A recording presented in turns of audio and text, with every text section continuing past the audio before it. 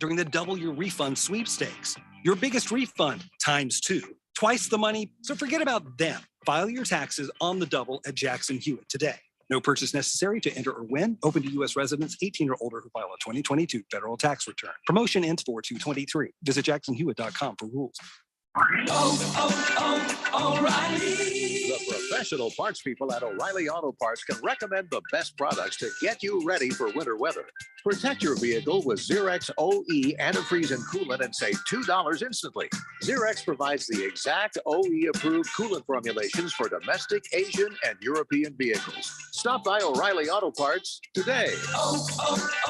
O'Reilly Auto Parts. If you are an IT professional looking for an opportunity with great benefits, the freedom to creatively solve problems in a career with great growth potential and a team environment, look no further than Affinity Technology. Serving the Valley since 1992, Affinity Technology is looking for a level 1 tech to develop and deliver excellent solutions and outstanding customer service. Visit atechaz.com/jobs and get started with your future today. That's atechaz.com/jobs. Horn penetrates, drives, lobs it down low to Washington, who slams it in. Warren Washington with the bluff. Sun Devil men's basketball returns to Desert Financial Arena to celebrate the program's Alumni Weekend. The action begins with Oregon State on Thursday, February 2nd, and continues with the Oregon Ducks on Saturday, February 4th. Get your tickets today by calling 480-965-5812 or go online to sundeviltickets.com. Sun Devil men's basketball, onward to victory. Don't be fooled by the people you meet on social media. It may start as an innocent conversation, but anyone who tries to sell you pills is nothing more than a drug dealer. And if you think tiny pills can't do much harm, think again.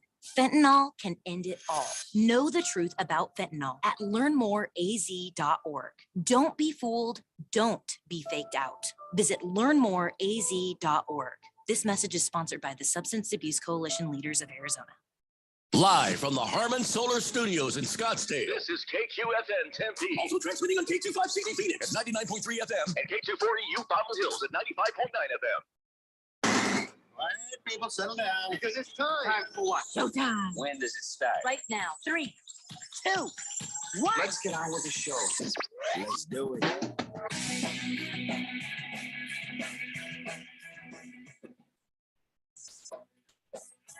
So I tell the guy, socks.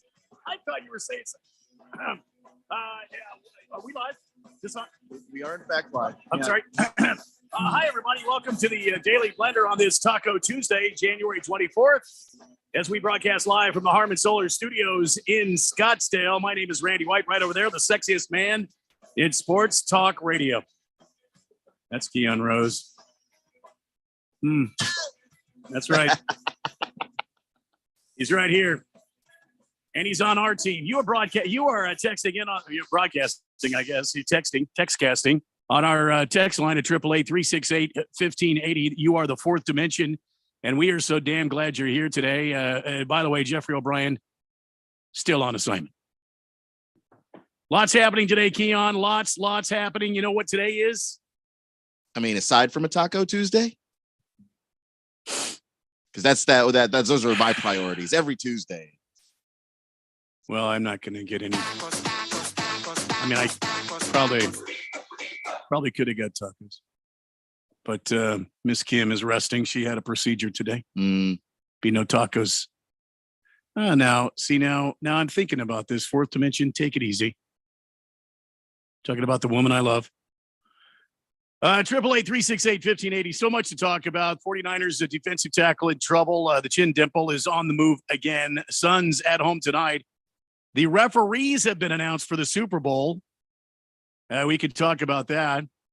There's some MLB things happening today. Today, Keon, I was alluding to, today is Hall of Fame announcement day for the baseball. That's right. It's going on right now, as a matter of fact. So many things to talk about there. We'll do that in hour number 2, hour 3.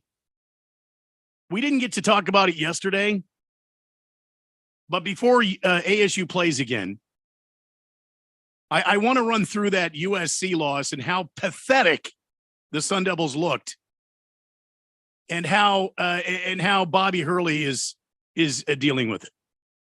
And I feel just the same way he did. Like, just watching my TV, I couldn't understand what I was looking at. We'll talk about that in the third hour. Also, we'll cover your college basketball top bracket right now. It says top 25. I don't think we're going to go all 25. Maybe the top 15, maybe 10. Did you hear that?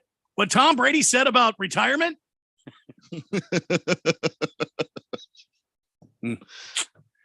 We'll talk about that. Let's start from the top here on this Tuesday edition. Charles Omenihu in trouble. Came out today. According to Mike Florio from the NBC Sports Talking Heads, 49ers have an off-field issue to deal with as they prepare for one of their biggest games of the biggest game of the year so far. Charles Omenihu was arrested Monday afternoon, faces allegations of suspicion of misdemeanor domestic violence. What does that mean, Keon? Well, essentially what it means is they're still gathering evidence, but it doesn't look good for Charles. So according to a police report, Omenihu's home was visited by the local authorities at 4:39 local time.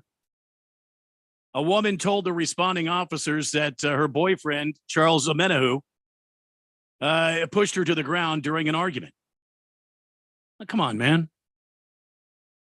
She complained of arm pain, but there were no visible physical injuries observed.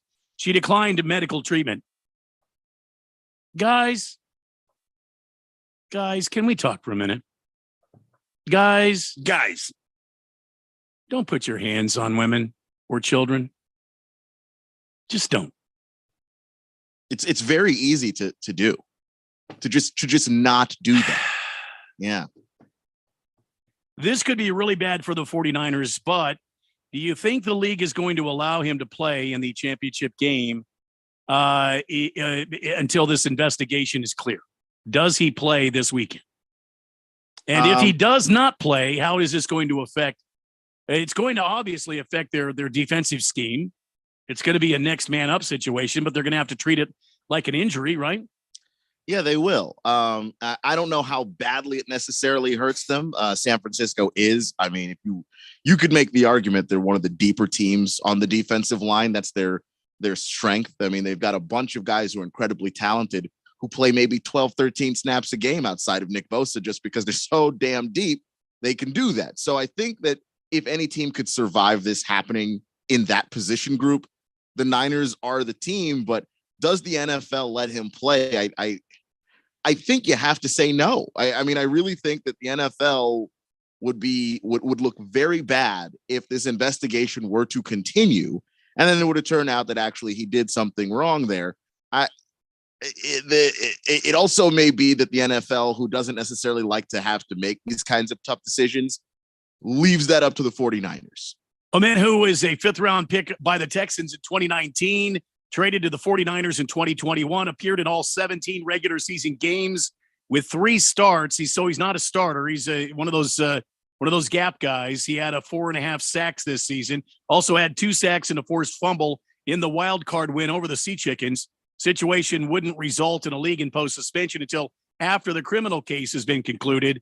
It's also unlikely that Omenihu would be placed on paid leave. Whether the team decides not to activate him for the NFC Championship game, well, that's a different story altogether. They could say, sorry, Charles, stay home. We're going to go to battle without you on this one. And you stay home and get this thing fixed. Yeah, he's not a starter, like you said. And the thing is, they do use him. They use him quite a bit, but they use all of their defensive linemen. I mean, it's just that's how they play the game. But I just don't know if you can have him out there, with the way that the league has failed to deal with, domestic abuse, that this is the season where Deshaun Watson was the leading story. I don't know if they can have him out there. I don't think the NFL is obviously going to make that decision, but the Niners may just decide you're not the most necessary part of this team, and we're just going to roll on without you. Apparently he was not combative. He was very cooperative with officers. They did slap an emergency protective restraining order on him. So there's that. And he was booked into the jail. He did post bond and he is free. He's not in jail any longer. So maybe some trouble for the 49ers. They certainly did not need this going into the championship weekend, especially against an Eagles team. I foresee this game as being one of those classic games. This could be an instant classic right here. This could be one of those games we're talking about 20 years down the road. You know what I'm saying? Yeah. You've got the two clear best teams in the NFC right now. And at that point, we have a game where it's going to be all hands on deck. Like it's weird because Charles Omenihu is not like the biggest part of what they do defensively, but you may need all those guys. You may need all those bodies if you're going to go up against Philadelphia. You know how they love to run the football. Your defensive line is going to be that first unit that you're going to use to try and slow down Jalen Hurts. Well, you need that. Yeah, exactly. You need that defensive line to stop the running attack. And the depth is going to be necessary because what's going to happen in the fourth quarter? You know, someone's going to need to take a breather. Someone's going to need to hit the oxygen mask. And it would be nice if you had Charles, but I don't know if you can run him out there. This is one of the decisions the dark helmet did not want to make. You know, I'm talking about Shanahan, the dark helmet. His hat is way too big for his head. It's a gigantic hat. The dark helmet he is not trained for this type of exercise.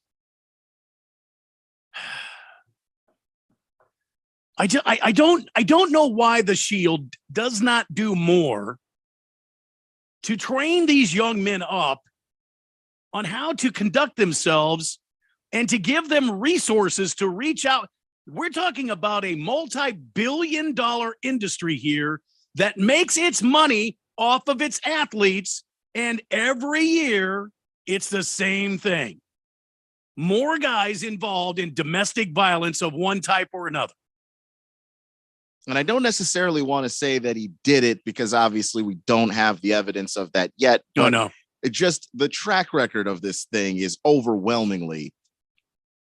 When we find the story, it turns out to be true. You're in a situation with your significant other. By the way, I hate saying that, by the way.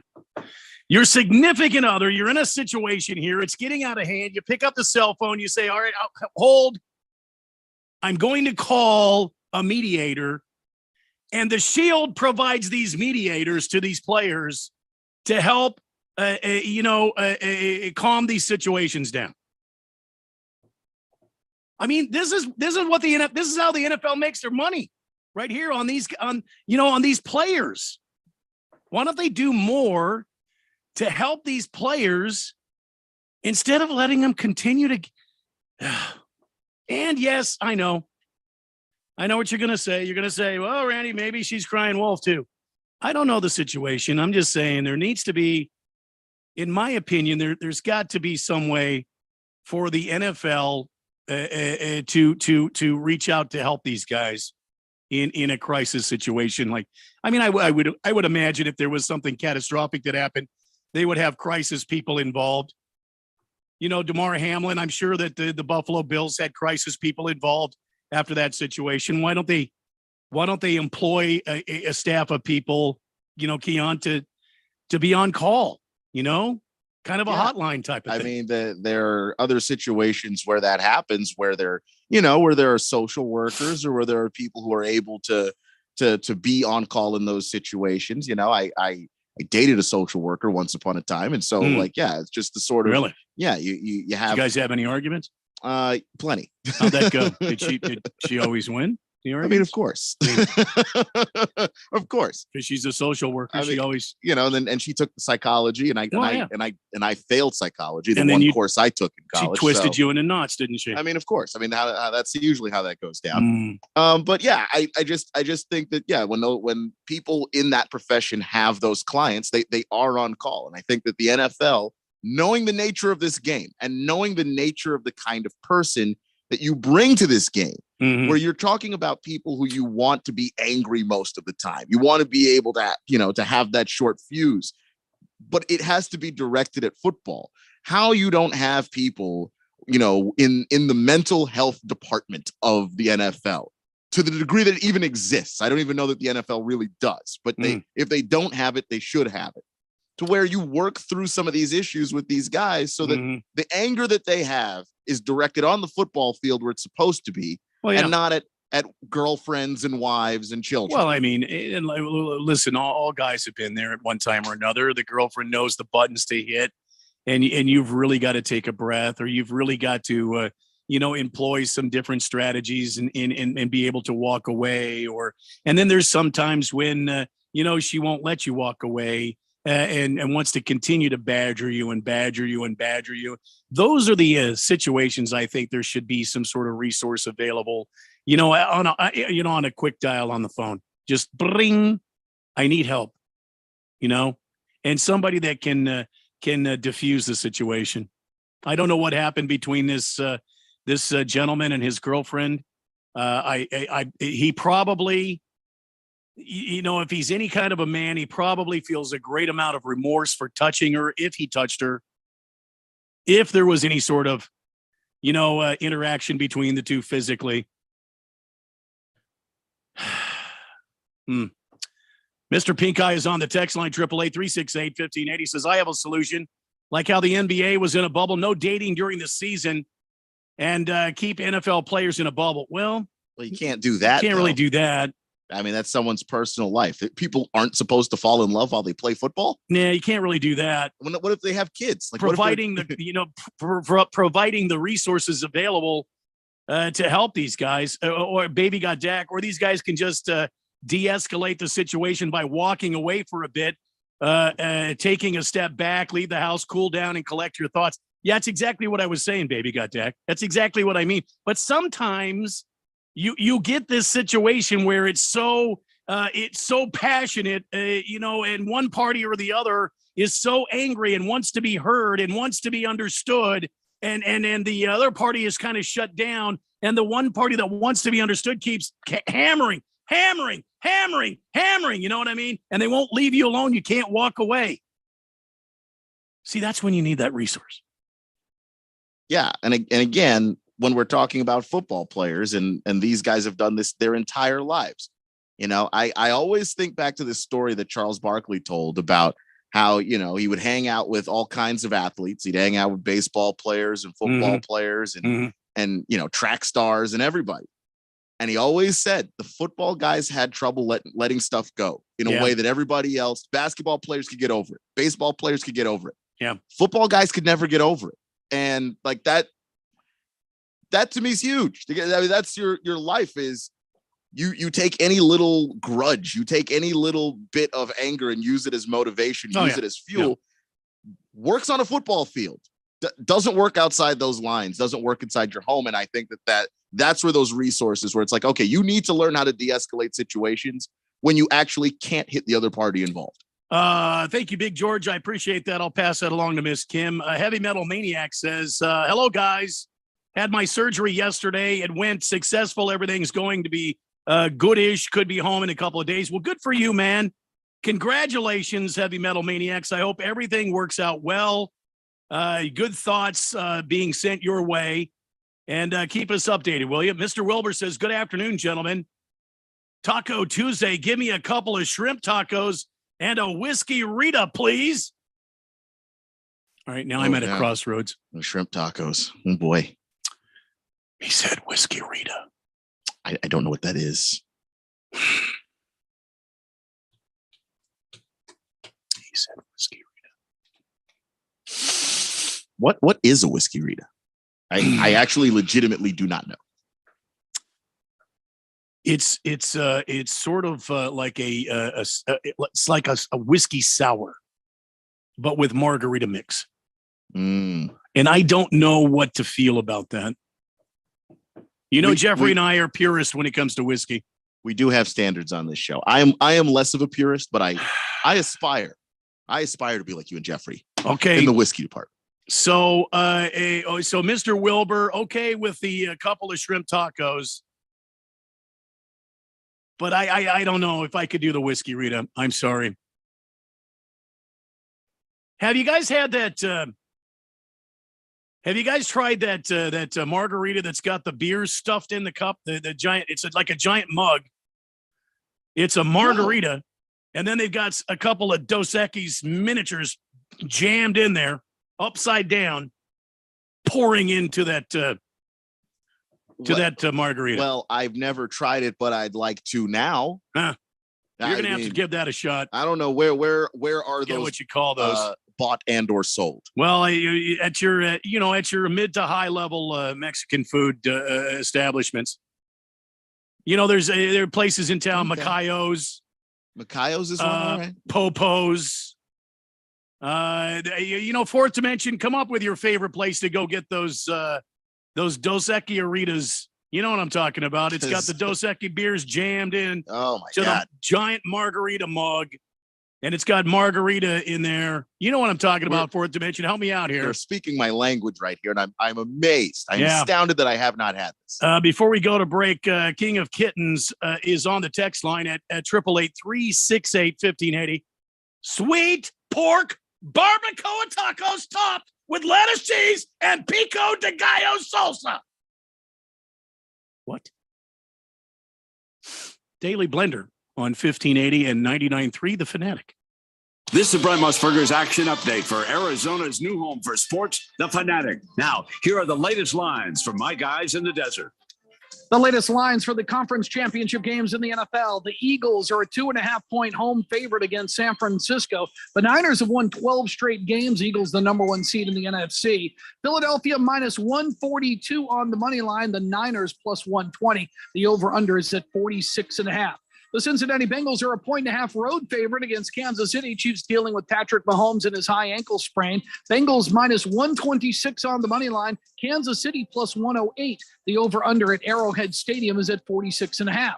Red hot winning picks at experts.winnersandwiners.com. Save 75% when you use the promo code ACTION75. Experts.winnersandwiners.com. I'm Tony Desiri with your VSiN Action Update on 1580 and 99.3 The Fanatic.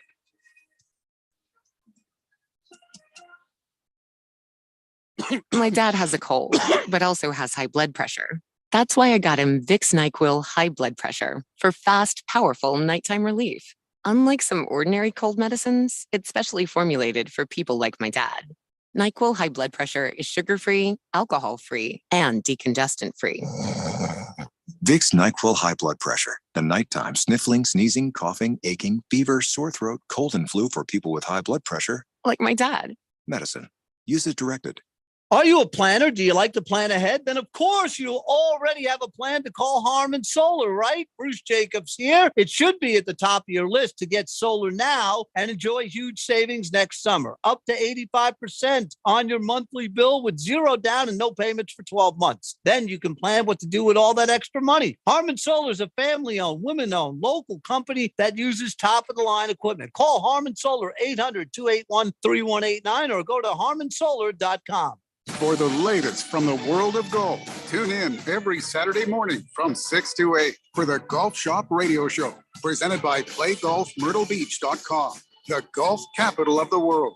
Hosts Mark Greenhelch and Matt Blanchard talk golf from tee to green and everything in between. If you like golf, you're going to love Golf Shop Radio. Before you tee up, drop on in. Welcome to the Golf Shop here on 1580 and 99.3 The Fanatic. Don't let your kids get fooled by the people they meet on social media. It may start as an innocent conversation, but those strangers are using their relationship to deal drugs to your kids. If you think tiny pills can't do much harm, think again. Fentanyl can end it all. Find resources at talknowaz.com. Don't let your kids get fooled. Talk to them and visit talknowaz.com. This message is sponsored by the Substance Abuse Coalition Leaders of Arizona.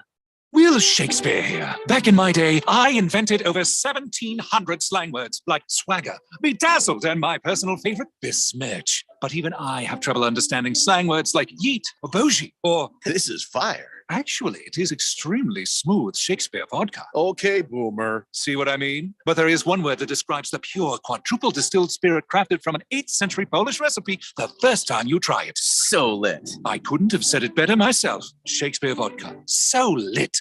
Remember last year when you wanted to hear that NFL matchup? But you couldn't because you were at your nephew's birthday party and the Fanatic couldn't stream the NFL on their app. Didn't that suck? Well, those days are over, pal. Now you can listen live to every primetime NFL game on the Fanatic app. Download the app now at the Google Play Store or the App Store, or at 1580thefanatic.com.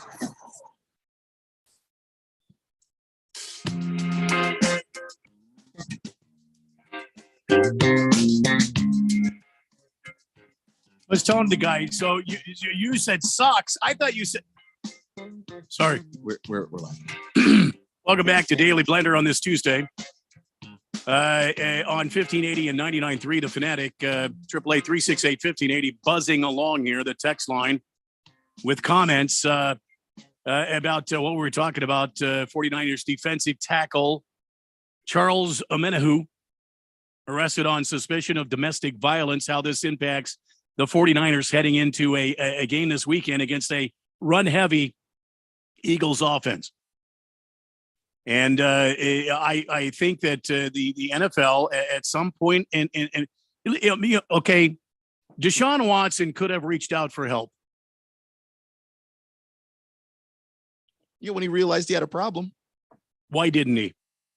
I don't know that he ever wanted to admit to himself that he had a problem. I think that, the power that he was able to exert over those women, those massage therapists, I think he enjoyed that. Was it power, though?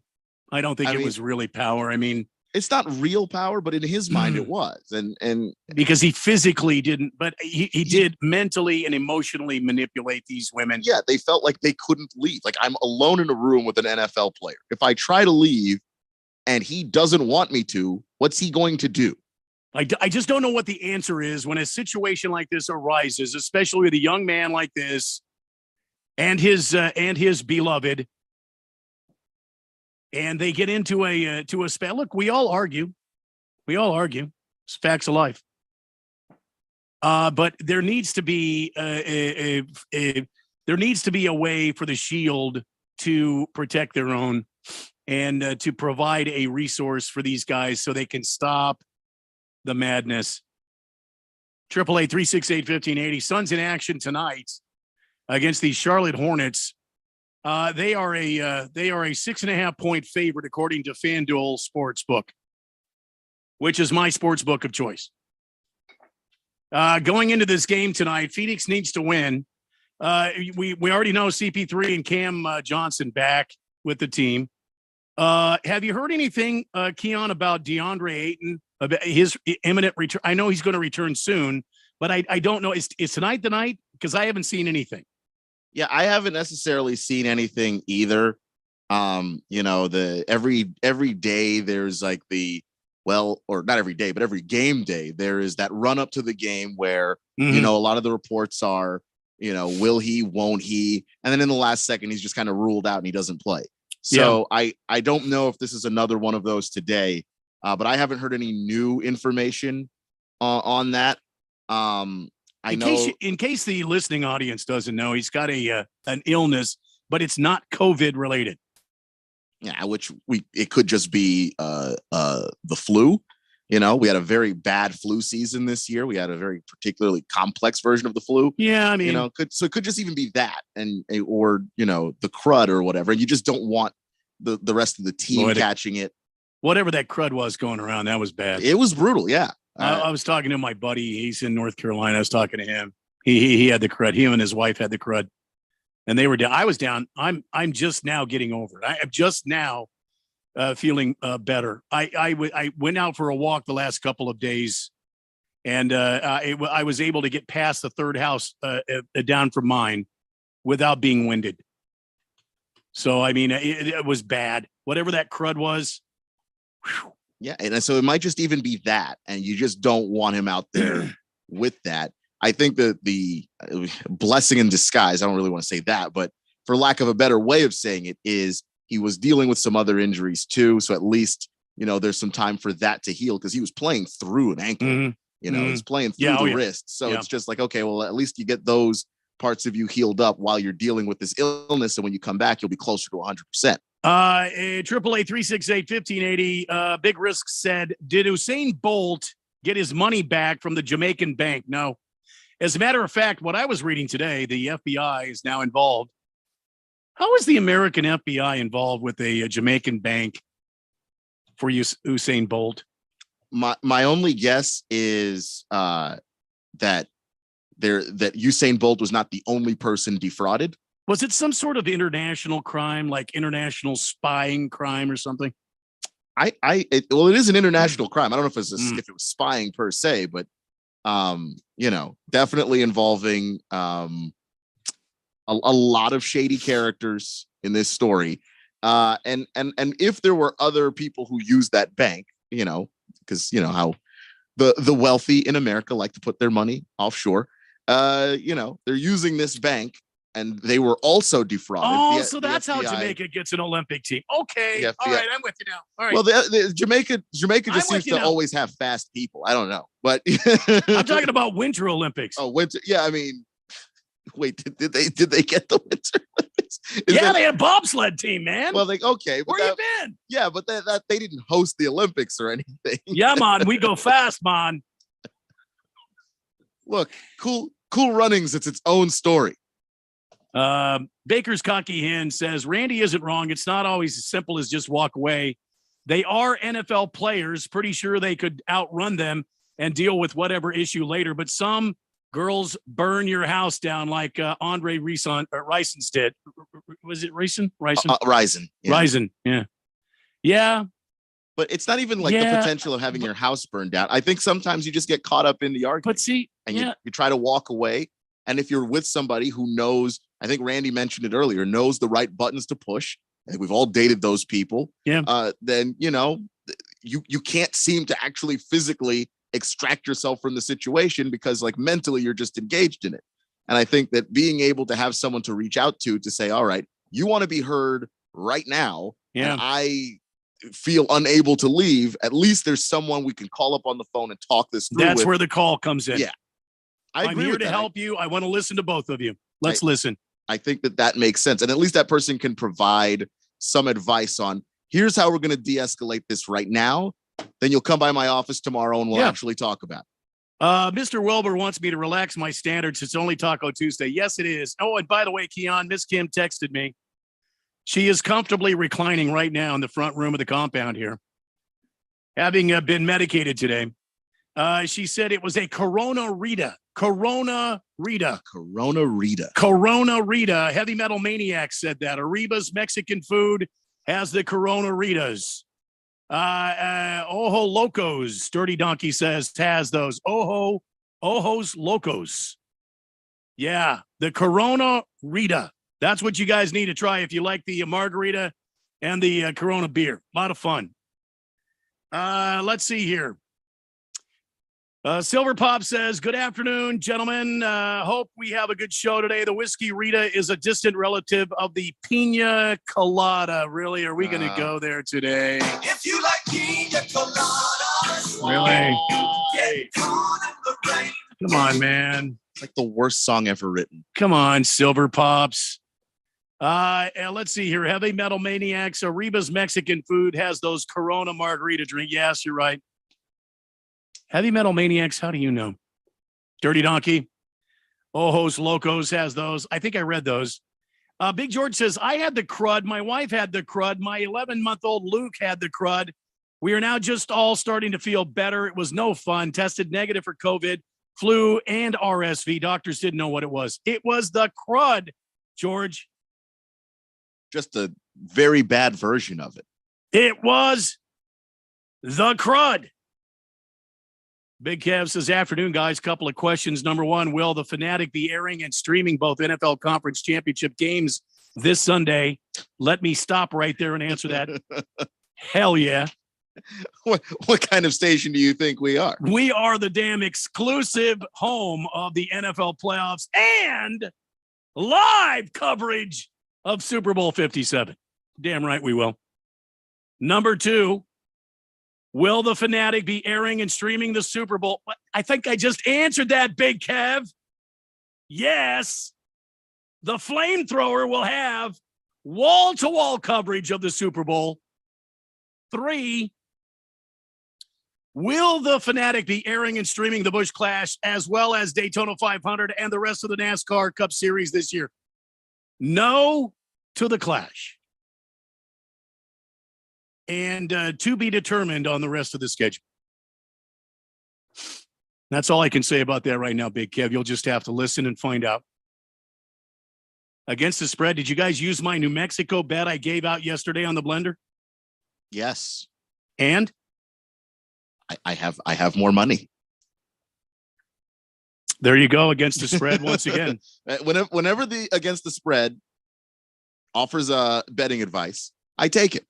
I don't think about it. I just take it. Baker's Cocky Hens, in light says players need a ref to throw a yellow flag. Then they'll realize they made a mistake, obviously. Yeah. But you don't have that situation, though, in the heat of the moment. And this is real life, man. This is real life. And I think if you are committing your life to playing a sport like football, and you have the kind of resources available to you as the NFL does, and you are taking advantage of the talent of these young men, you should provide for them quality resources and make it available to them. Now, let me be quick to say, not everybody's going to pick that phone up and dial, the emergency number. But wouldn't you give them a chance, though? Yeah. At least give them the opportunity. And if they screw up, then that's on them. But at least there was something there, some release valve. This is not the same situation at all, but I remember, watching the Football Life episode of Chris Carter and talking about how he was, addicted to cocaine and was in the process of throwing his entire NFL career away. He said the best thing that ever happened to him was he got cut by the Eagles. He gets picked up by the Vikings. Denny Green is the head coach at the time. And Denny Green was like one of the few guys in football that actually had, a therapist working for the team. There you go. That was, I don't even know how long ago now, but we are in 2023. Surely the league should have seen stories like his and others and expanded on that and grown that. And the fact that they really haven't is kind of an indictment of where the NFL actually cares.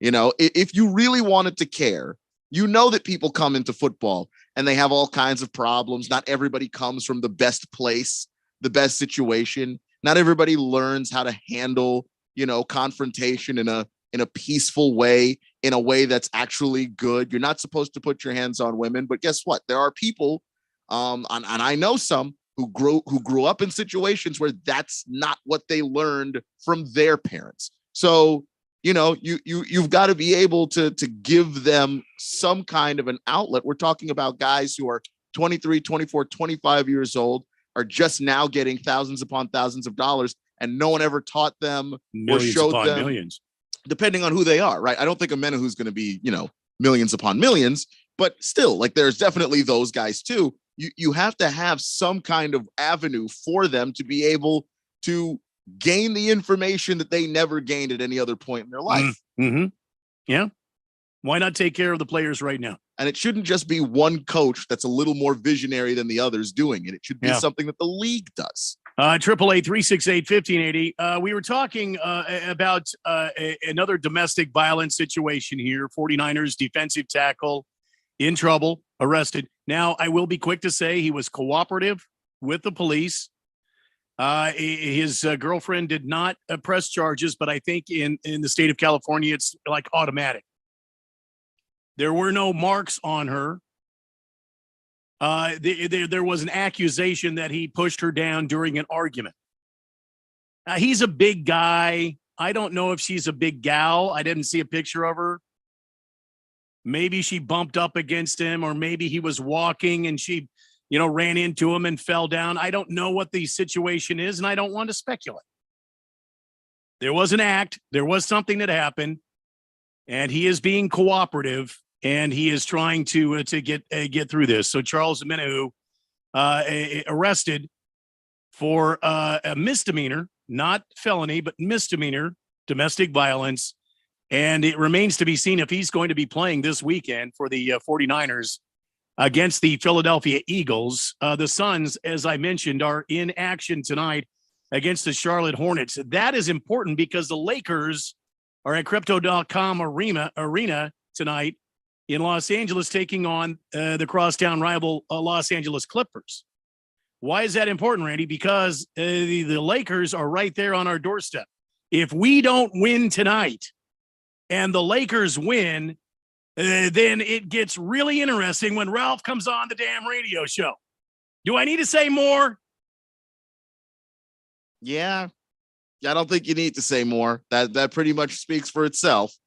They'll still be behind the Suns, but that conversation doesn't get to be as funny as, look, the Suns are going to be in a situation where they can actually climb out of that playoff game area, that play-in game area, and get to 6. Whereas if the Lakers are in that conversation too, how are we supposed to laugh at Ralph if they're not separated by a few games? We need the Suns to win tonight. CP3 back in the fold. As far as I understand, he's back in the starting lineup. Cam Johnson back in the starting lineup.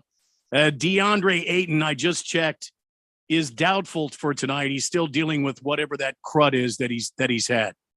Suns need to get healthy, man. If they win tonight, I think they're back at 500. They're actually at 500 right now. Oh, so they're over 500 then. Okay. Yeah. So they're 24-24. A win tonight would put them at 25-24. And where does that put us in the lineup then? If we win tonight, where does that put us? Are we still a solid 7? You're still a solid 7. I don't know if you want to have to accidentally root for the Lakers tonight, but the Lakers playing the Clippers, if they beat the then the Suns would actually overtake the Clippers. Because the Clippers are 6 right now. Yeah, the Clippers would then be 500. The Suns would be above 500, and they would see. I have no doubt when Book comes back and when DA gets back and we get back in our regular rotation, I think the Suns roll on, and I think they're going to make the playoffs. They're not going to be a 1 seed, and it's going to be a tougher road. And there's still that whole thing. We've got to make a trade because 99 is still sitting there, kind of out here somewhere in neutral zone. We need to make a trade there. And it'll be interesting to see what the Suns do and who they bring in. Do they get bigger or do they get more athletic? We'll continue to talk about that. Also, the Chin Dimple is going back to New England. Why is the Crimson Tide faithful so happy that the Chin Dimple is leaving Alabama? We'll talk about it next here on the Daily Blender on 1580 and 99.3 The Fanatic. Gain presents a tale of longing and long-lasting scent. Dear love of my life, we were on the 12B bus when I caught a whiff. A scent so fresh, so life-changing, I had to find its source. I didn't know if you were the woman in the pink freshly washed cardigan or the retired mailman next to me, but I knew one of you was my soulmate. Ah, the scent of Gain Flings. Add Gain scent beads for an even longer-lasting scent. Horn penetrates, drives, lobs it down low to Washington, who slams it in. Warren Washington with the bluff. Sun Devil men's basketball returns to Desert Financial Arena to celebrate the program's alumni weekend. The action begins with Oregon State on Thursday, February 2nd, and continues with the Oregon Ducks on Saturday, February 4th. Get your tickets today by calling 480-965-5812 or go online to sundeviltickets.com. Sun Devil men's basketball. Onward to victory. Get ready for an insurance blowout. Homeowners, auto, businesses, we're blowing them out at ridiculous prices.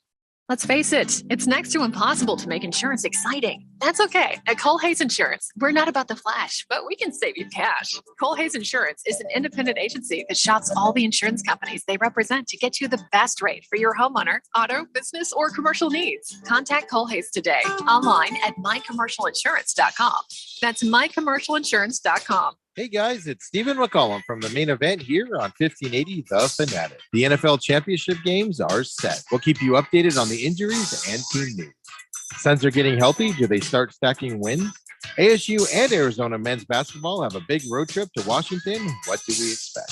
Coyotes continue their season, and the Diamondbacks and NASCAR seasons are getting ready to start. So join me, Stephen McCollum, on the Main Event, Monday through Friday, noon to 2 p.m. here on 1580 99.3 FM, The Fanatic. The Renaissance Festival is back! Weekends, February 4th through April 2nd. Great shopping, a giant crafts market.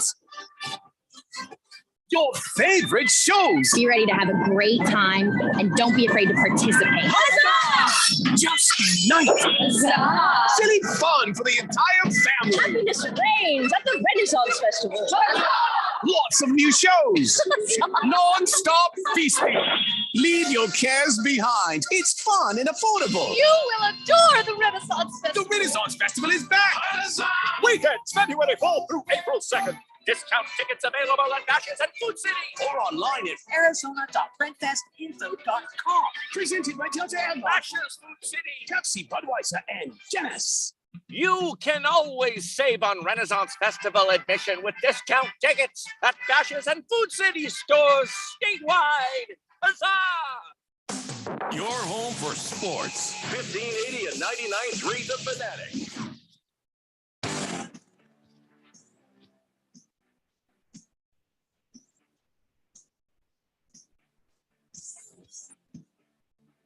Big Kev texted in a while ago on the text line at 888-368-1580 here on the Daily Blender on 1580 99.3 The Fanatic. I was talking about our upcoming play-by-play action, asking about NASCAR, Super Bowl, things like that. Tonight, 7 o'clock, AZ Preps 365, AIA boys basketball, Mesquite at St. Mary's. That's tip-off at 7 p.m. Thursday night, GCU is on the flamethrower. That'll kick off at 6. Well, it tip off at 6. The basketball tip off, Kian. They don't kick off. Sometimes they kick the basketball, but only in an NBA game, and only when Patrick Beverley's playing. Yeah, generally. But anyway, GCU taking on Abilene Christian. That'll be Thursday night at 7 p.m. on the big station, and then on Saturday. Good God. I mean, we have so much going on. We've got NCAA basketball. Xavier at Creighton, 10 a.m. is the tip-off there. And then later on in the evening, Saturday night, 6 p.m., Grand Canyon takes on Tarleton, the powerhouse from Texas. Stephenville, Texas. Yeah, another Texas trip. And then, of course, on Sunday, wall-to-wall coverage of the NFL championship, division championship weekend, or league championship weekend. NFC at 12:30 kickoff, AFC at 4. So we're winding down in the NFL season. Obviously, by their absence, the Patriots were not in the playoffs. Many people were talking, especially the Berg, who continually lies about the brain tumor walk, about Jeffrey winning the walk because it was not a competition. It was just a walk. Jeffrey did not win. There is a photo, yes, and it was pretty stupid. Jeffrey jumped out in front of the balloon. They had this balloon arch, and Jeffrey jumped in front. Look, I won, but there was no judges there. There was no timing. There were no clocks. There were no badges handed out. There were no trophies handed out. There was no accolades. There was no money. No money changed hand except, I think, between Jeffrey and Berg. What was I saying? Oh yeah, New England. New England. They have a new offensive coordinator this year. It was Matt. Well, it was really OC by committee, wasn't it? Yeah, it was Matt Patricia and Joe Judge putting their two large noggins together to try and engineer some kind of offense, and it did not work. So anyway, the Patriots now have a new OC. It appears that a former employee, and I'm sure, HR had all the paperwork ready to go for the chin dimple when he showed up. Hey, welcome back, Bill. Here's your old badge. Here's your old office, Bill. You want this chair? This is the old chair. You know how they do on your first day. Mm-hmm. Yeah, we got your new computer. It's one of those tablets that the NFL hands out. I love the picture that they used on the TV when they were talking about this. They had like 4 or 5 pictures of Bill. One of them, he was yawning in the picture. I am not kidding you. He was yawning in the damn picture. No, Bill O'Brien. So Bill O'Brien is the new offensive coordinator for the New England Patriots, formerly with New England. My question is not how bad is New England going to fall. Why are the Alabama Crimson Tides faithful? Why are they so happy about Bill O'Brien leaving Alabama? Why is everybody there tweeting out things like this audio here? Let me see if I can. And so that was on Twitter. Alabama has parted ways with Bill O'Brien. And they got that. And then there's another one here. There's another. Bill O'Brien no longer employed at the University of Alabama. They playing soccer in my backyard. I think I see Messi and his money. See what I mean? And then they're all dancing in this video. And there's another one on Twitter. Bill O'Brien leaves and Stand up now and face the sun. Won't hide my tail or turn and run. you see what I'm saying? And It's just a lot of joyous music going on. Everybody is celebrating the fact that Bill O'Brien is leaving Tuscaloosa, Alabama. What the hell is going on? Well, I can tell you, which is weird, right? Because you look at Alabama and you look at the fact that they're always competitive, they're always in it. But Bama fans, as I know them, and I know a few from my time in the South, and covering the SEC and all that, they expect to win all the time. And the one thing that they were not doing with Bill O'Brien at the championship level was winning as often as they would like. And I think that's really comes down to it. I mean, wait a minute. The Crimson Tide went 24-4 during O'Brien's 2 seasons, 13-2 in 2021, 11-2 in 2022, reached the college football playoff championship game in 21, losing 33-18. But hey, that was to Georgia. Mm-hmm. Alabama's offense averaged 477 yards and 41.1 points per game in 2022, which ranked 11th. Why is everybody so happy about that? So to any normal fan base, that's fantastic. I mean, I am a Texas fan. I would crawl over hot coals for anything that even resembled that. For half of that, I would do that. But for Bama fans, there are things that they want. They want to always be in that national championship game. You know what? Losing to Georgia doesn't sit right with them. They're not okay with it. They're not cool with it. And they do blame not just Bill O'Brien, but their defensive coordinator as well, whose name is escaping me at the moment. And they lost to Tennessee. You know how long it's been since they lost to Tennessee? I mean, that 24-4, in that 4 is the Tennessee Volunteers. The third Saturday in October has basically just been Alabama walking over to Knoxville, taking what they like, and going home. And under Bill O'Brien, well, Tennessee had one game that was real close, kind of scary. Alabama escaped.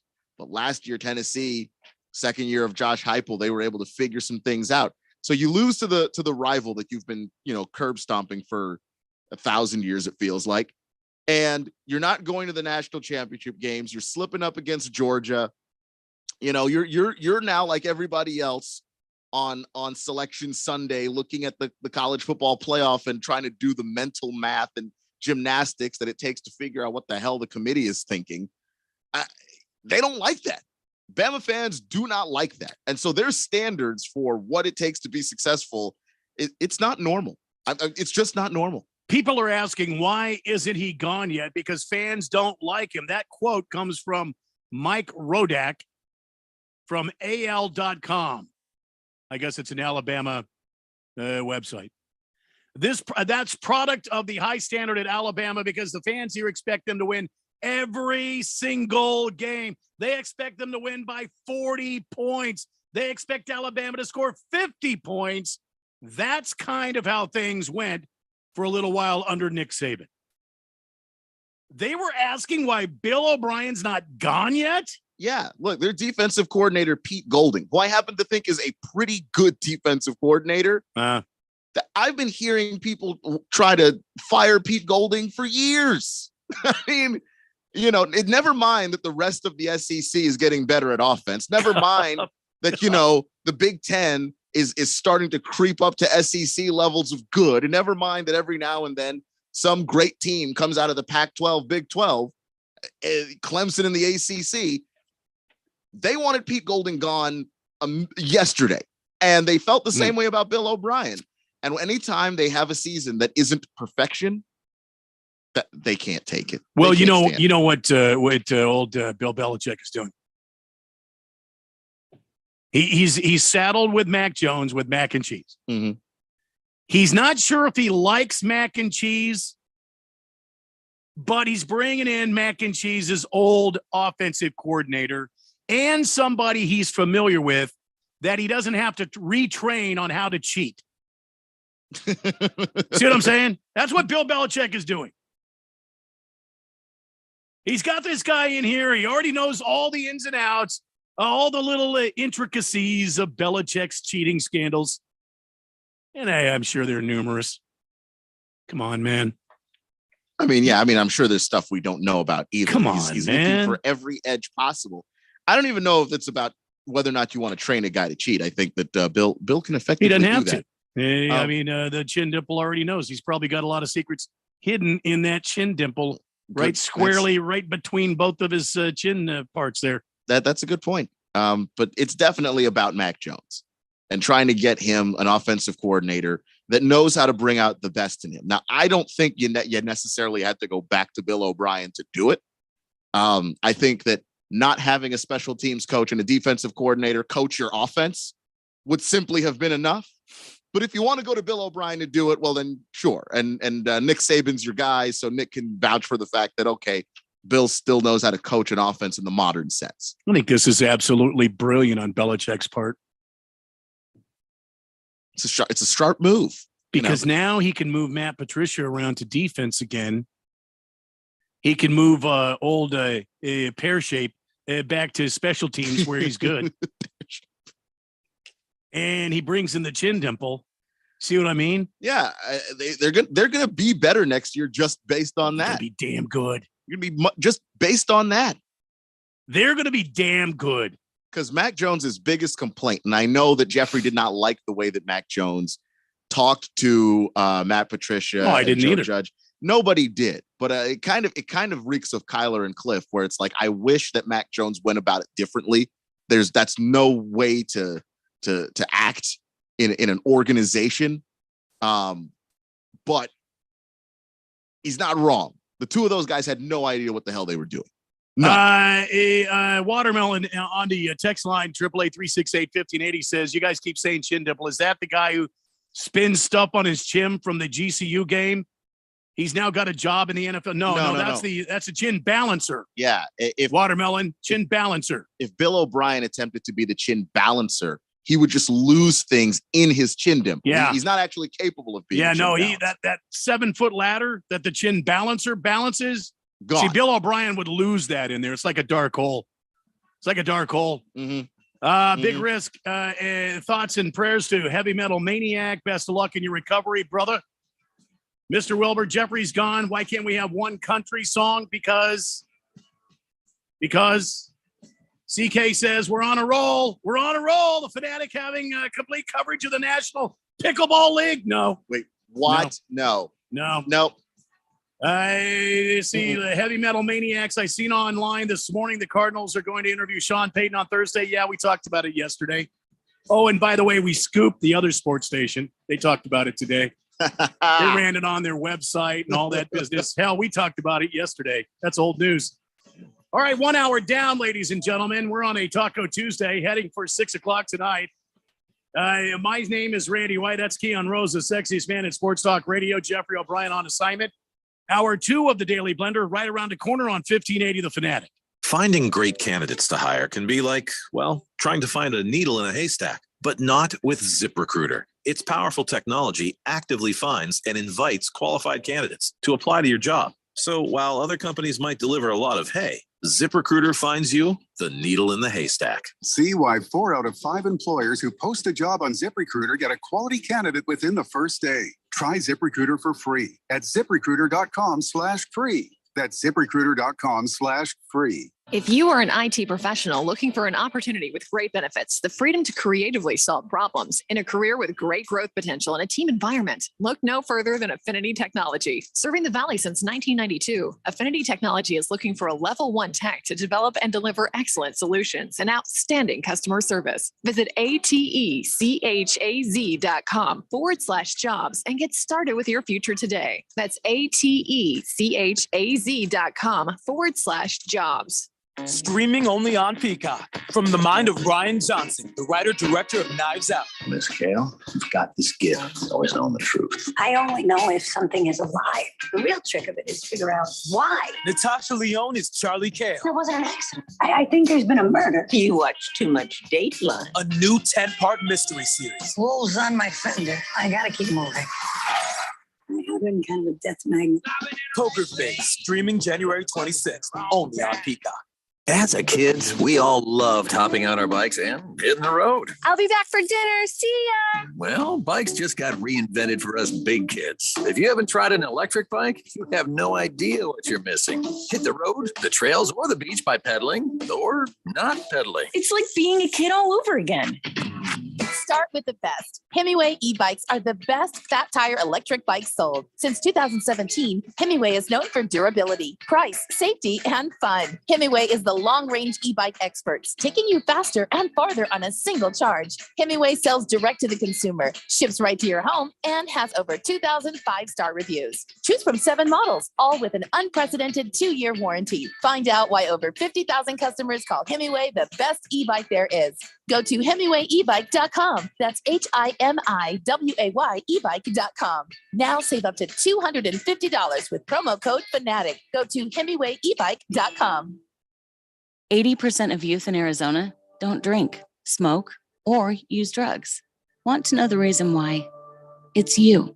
Kids say not disappointing their parents is one of the main reasons they choose not to drink or use drugs. Visit TalkNowAZ.com.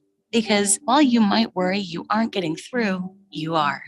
Keep it up and stay up to date about the latest Arizona drug trends at TalkNowAZ.com. This message is sponsored by the Substance Abuse Coalition Leaders of Arizona. KQFN Tempe, also transmitting on K25CD Phoenix at 99.3 FM and K2.2 Rolling Hills at 95.9 FM. All right, people, settle down because it's time for what? Showtime. When does it start? Right now. 3, 2, 1. Let's get on with the show. Let's do it.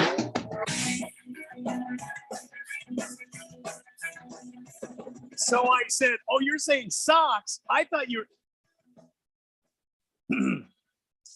Welcome, everybody, to the Tuesday edition of the Daily Blender, hour number 2. My name is Randy White as we broadcast live from the Harman Solar Studios in Scottsdale. Alongside me, that's the sexiest man in sports talk radio, Keon Rose. Jeffrey O'Brien on assignment today. You were texting in on the text line at 888-368-1580. And no blissful haze. Jeffrey did not get the job with New England. It said O'Brien got the, he's the new OC. No, it's not Jeffrey O'Brien. I thought it too.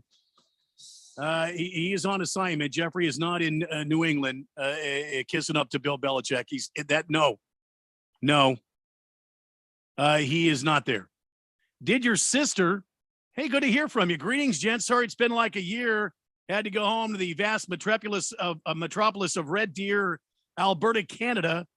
Mom got the Alzheimer's in her last days. I'm so sorry to hear that. So sorry to hear that. Boy, do I have the dirt on my siblings. Can you say familial extortion? I can say that. I just did. Did your sister also ask, pear-shaped, don't be a hater. Dude's got glandular issues. Do we know that, though? We do not know that. I have glandular issues. My glands soak up all of the food that I eat.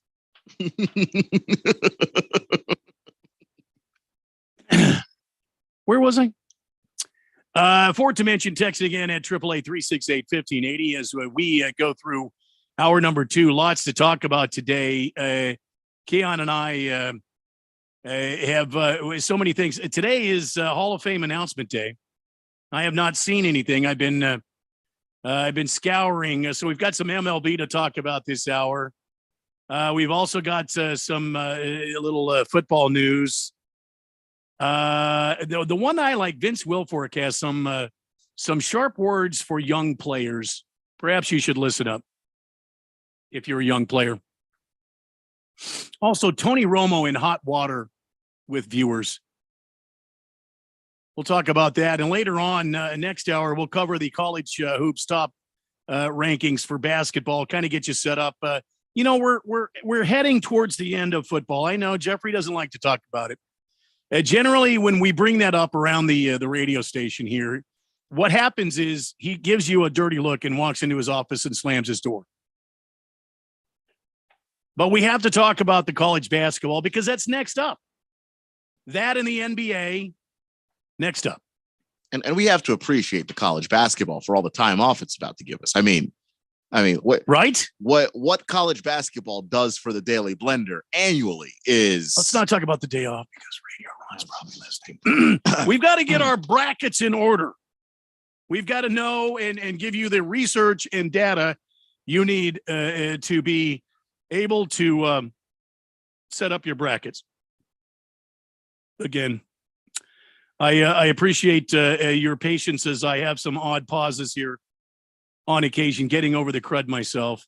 Keon, the refs were announced for the Super Bowl. Don't know if you saw that.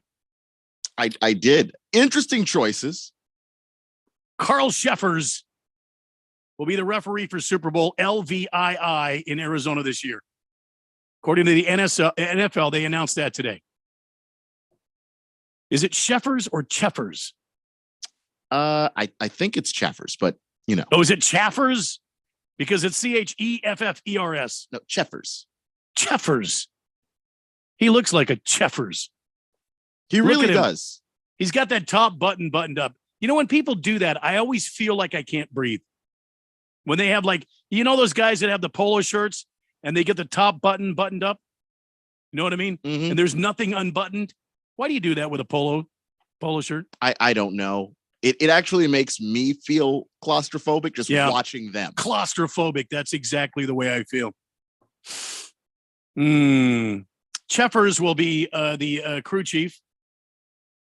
The 62-year-old most recently refereed the AFC divisional round game between the Bengals and the Buffalo Bills. Cheffers, who's officiated for 23 years and been a referee for 15, will be joined by 7 other officials, 4 of whom have previous Super Bowl experience. Here's your starting lineup for the Super Bowl LVII officiating crew. And I refuse to say 57. It's not 57. It's Roman numerals. I'm an American. It says LVII. Your umpire, Roy Ellison, ladies and gentlemen. Your down judge, Jared Phillips, or Gerard Phillips, depending on how he prefers. Your line judge, Jeff Bergman. Your field judge, John Jenkins. Side judge, Eugene Hall. And your back judge, Dino Paganelli. Dino Paganelli has worked 2 Super Bowls before. LIV and XLVII. Eugene Hall has worked LIV and LIII. The same as Jeff Bergman, LIII. And XXVQC with the number 7. And Roy Ellison, LII, and something I can't see. It's very tiny. Cheffers is most famously known for leading the staff that threw 8 first-half penalty flags against Kansas City in 2021, which set a Super Bowl record of 95 penalty yards. 6 first downs via penalty. Yeah, just doing some looking up on this guy. He's very happy with the flags. He loves throwing out the penalties.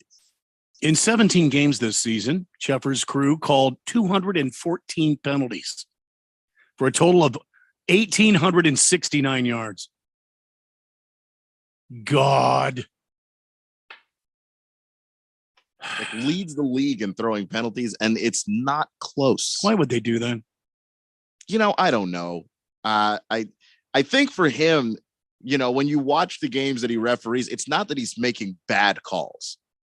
He's legitimately calling penalties that are there. He's just a little too ticky-tack. So I think Why would the NFL do that? I think they're erring on the side of, if we have to choose between the guy that's going to make the call that blows the game and the guy that maybe, throws a few too many flags, they're going to go that way. It's just a guess. I honestly don't know. I think that slows the game down. Like, I don't know if you want that many flags thrown in a Super Bowl. Like, this is the game everybody is watching. You might actually gain some new football fans with this. And you just know Chaffers is going to throw like a million flags. I wonder if he could do like a study on Chaffers and find out what his favorite penalty is. Someone has to know. And do any of these guys understand what a catch is? Do any of these guys understand what a catch is? Tell me we're not going to have a Super Bowl game here in Glendale, my hometown, and have some sort of a game called because of a bad call on a catch or some mysterious ghost pass interference call. I thought we got over the catch thing, and then the Jamar Chase it happened thing last week. Yeah. I mean, clearly Jamar Chase doesn't know how to catch a football. Clearly, we need referees to define that. 888-368-1580.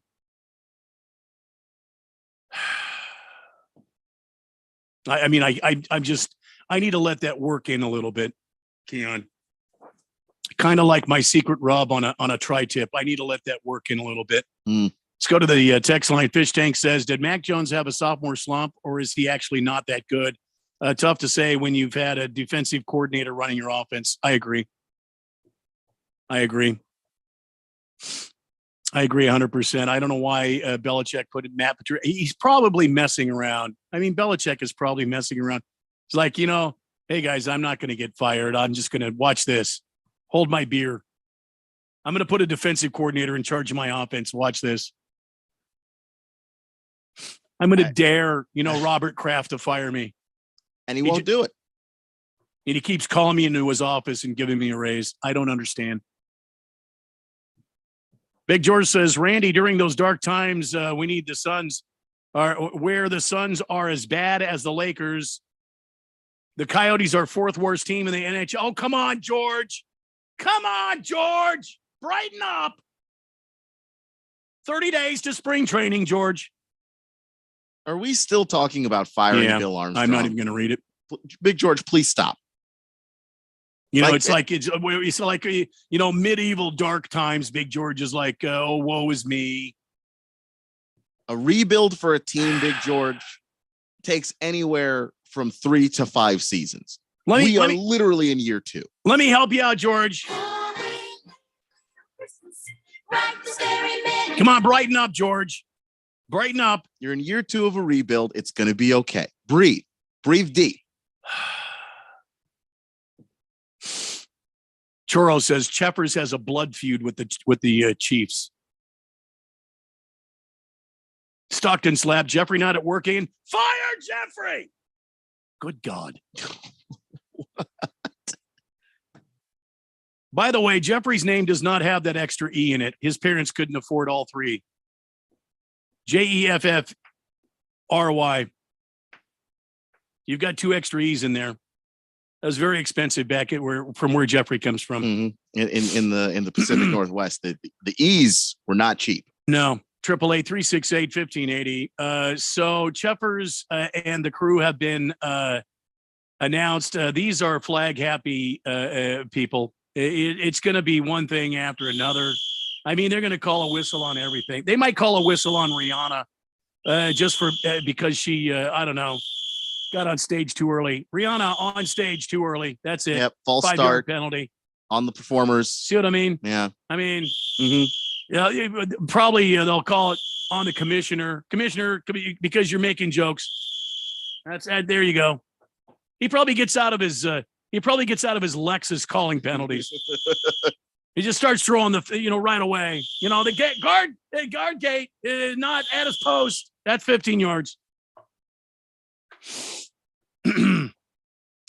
888-368-1580. As we move on, the refs having been announced for Super Bowl LIVQ, the number 4, the letter H. Did you know that now everybody is, they joke around saying that Dallas is America's team. And for a while they were. I mean, when Dallas was playing on the TV, everybody would watch. Did you know this last weekend's Dallas 49ers game, this Dallas San Francisco game, it delivered 45.7 million viewers on Fox. The most watched matchup of the weekend, second most watched NFL divisional playoff game on record between San Francisco and Dallas.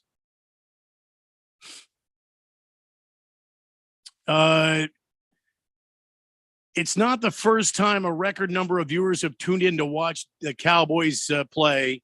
Dallas's 2017 playoff loss to Green Bay drew 48.5 million viewers, the most ever for a divisional playoff game. All right, what's the common denominator here, Keon? Losing.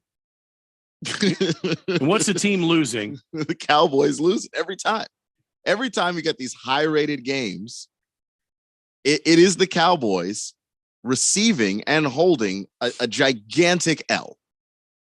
And they do it in so many creative ways. I mean, sometimes you just have to tune in to see how they're going to do it. How are they going to find a way to screw this thing up? I mean, the way that the Cowboys have found to lose football games in the postseason, M. Night Shyamalan could not write scripts as ridiculous as they find ways to lose. It is truly spectacular. And this goes back before Dak too. This goes back to Tony Romo. I mean, Tony Romo and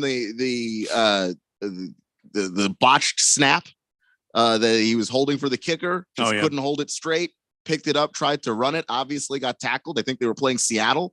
I've never forgotten that game. I actually had that as my my desktop background on my computer for a very long time. Oh my God. It was beautiful. It's one of the greatest things I've ever seen. There was the whole Jessica Simpson curse, I mean, sometimes the games weren't even in the playoffs. Sometimes they were like the second to last game or last game of the season, usually against the Eagles or the Giants. They found a way to lose those too. Sometimes it's not even their fault. Des Bryant, did he catch it? Did he not catch it? I happen to think he caught it.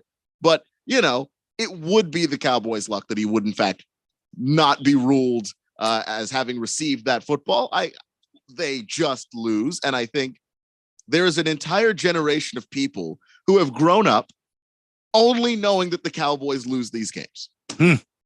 It seems like they need to replace lose for sick. Yahoo Sports wrote that Cowboys owner Jerry Jones told media members that he and the team were, quote, sick, end quote, about the loss, a word he used 6 times more in a two-minute span. Maybe, Jerry, you should start using the word lose and loser rather than sick. America knows you're sick about losing. That's why they're tuning in. That's what they want to see. It's what the people want. Do you think that the population is tuning in to watch another meltdown? Are you serious? Yeah. I mean, if there are people tuning in to watch this team win, they are over 30 years old. That is so wrong. Because if you're 27, you've never seen this team win. You don't know what that even looks like. I mean, more Cowboys fans than Cowboys fans who have seen the Cowboys successful. Dale Hellestrey works here at this very radio station. He's on in the mornings with that other guy, Bruce Jacobs. Jacobs and Helly in the morning. Poor Dale doesn't really get a word in too much on the on the off chance that he does. He has mentioned a few times that he did play for the Dallas Cowboys. It comes up once or twice. Yeah. I feel bad for Dale. I do sometimes. I feel bad for Dale because he really is loyal to the Dallas Cowboys, man. But you know what? My Commanders were struggling earlier this season. And could I get a kind word from Dale Hellister? Of course not. I got nothing but laughter. Laughter. So pardon me if I am relishing this just a little bit. I have to ask you. So you're saying to me 48 million people twice tuned in to watch the Dallas Cowboys to see how they were going to fold. I think that, yeah. I mean, how else do you explain it? Because it can't be that they thought they were going to win. You have 27 years of that flat out not happening. That is simply not the case. I do think that some people turned in because the Niners are really good. The Niners have a great defense. Brock Purdy is a fantastic story. I am a lot of sure. storylines. A lot of storylines. Oh, yeah. And then, of course, you've got San Francisco and Dallas in the playoffs, which historically has been a great game. Oh, yeah. It just hadn't been a great game in 27 years. Yeah. I mean, look, they haven't been to an NFC title game in most of my life. In fact, Washington and Dallas have spent roughly the same amount of time not going to an NFC title game. It speaks for itself. And I think that, being an Army brat growing up, moving across the country the way I did, there were Cowboys fans everywhere. Everywhere we lived, there was a nice, large contingent of Dallas Cowboys fans. And if you are a fan of any other team, anytime you tune in the ESPN, the Cowboys could be 4-8. The ESPN is talking about Dallas. Jeff Green, or what's his name? Greenberg. Yeah, Mike Greenberg. Mike Greenberg. He still does it every morning. It could be the dead of July, middle of baseball season. Somebody threw a perfect game. Another team could be on a 20-game winning streak. And his lead story on that stupid show every morning is, what's happening at Big D? Jerry's got news for us. Who the hell cares? Just got to say it. 27 years. That is a quarter of a century of losing. And we still have to hear that the Dallas Cowboys are America's team. So I think some people tune in just to see. How's it going to fall apart this time? Is it that, or is America still in love with the Dallas Cowboys? I do think there are some people who tune in to see if they'll actually get it right this time. Yeah, I mean, there's definitely a large section of people who still love the Dallas Cowboys. I'm not going to deny that. I have eyeballs. I know. Well, there was a lot of that on the social media there at the TikToks and the all the other places that are showing Dallas Cowboy fans thrashing TVs and burning jerseys. Oh man. It's like there's no way that you can watch that team and not have seen that coming. When they went out there and lined up Ezekiel Elliott, the highest paid running back on their team at center, was anybody really surprised that nonsense was happening? Or when Dalton Schultz caught the ball but couldn't be bothered to make sure he had both feet in bounds because no Mike McCarthy team ever has attention to detail? Was anybody surprised that happened? Dirty Donkeys on the text line 888-368-1580. I know we're late. Thanks, Randy. I'm sorry. I tune in. You're right. I tune in to watch the Cowboys lose. Exactly right, gentlemen. Hamilton Porter.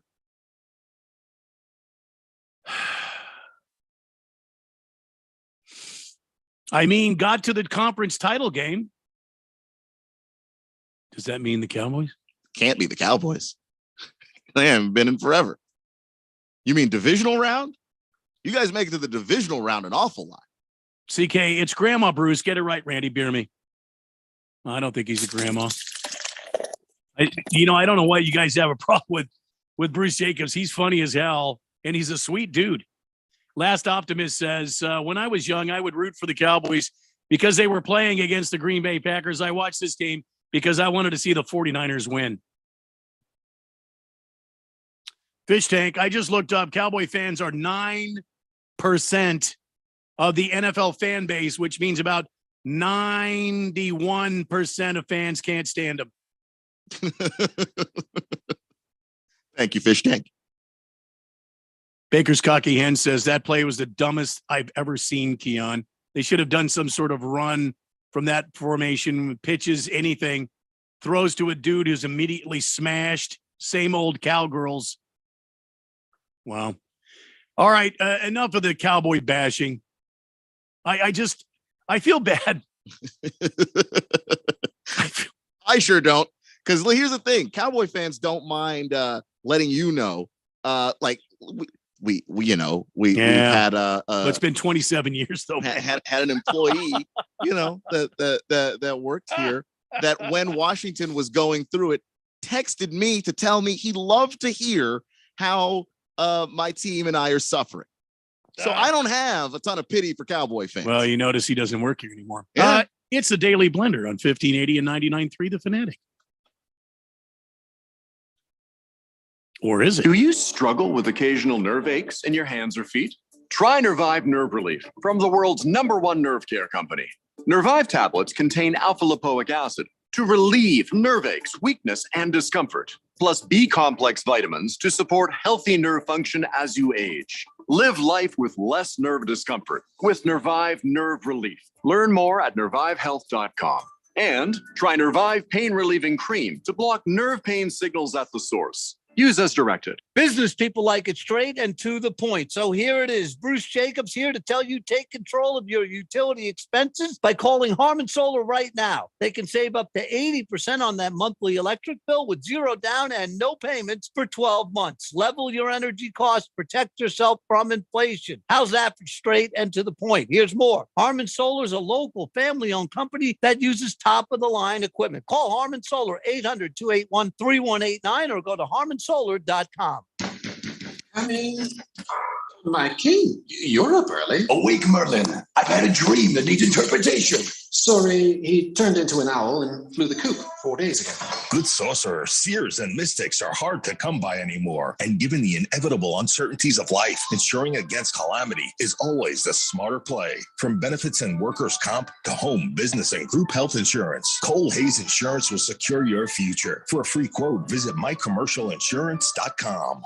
If you're age 62 or older and own a home, this message is for you. Reverse Rob here, Money Radio's expert on reverse mortgages. Learn how to tap the equity in your home and increase the quality of your life by earning tax-free income while protecting your other retirement assets. Join us for our free Second Saturdays webinar every month to learn more. This is not too good to be true. All you need to do is reverse your thinking. Call me today, Reverse Rob, to learn more at 602-REVERSE. That's 602-738-3773, or download my app by searching Retire Right with Reverse Rob.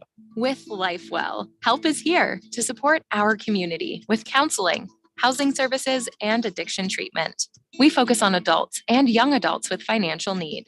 Learn more at lifewell.us and join our team to make a difference in the lives of others. We are hiring counselors, nursing staff, psychiatrists, and more. Start a career of hope, health, and healing at lifewell.us. This message is sponsored by LifeWell and a Virginia G. Piper Charitable Trust COVID Response Grant.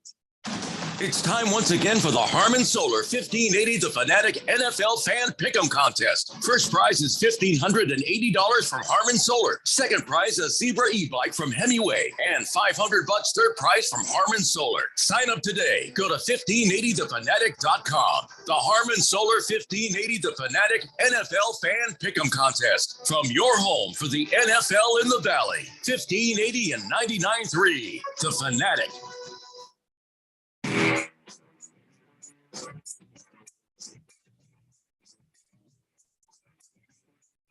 Welcome back to a Tuesday edition of the Daily Blender on this Taco Tuesday, January 24th.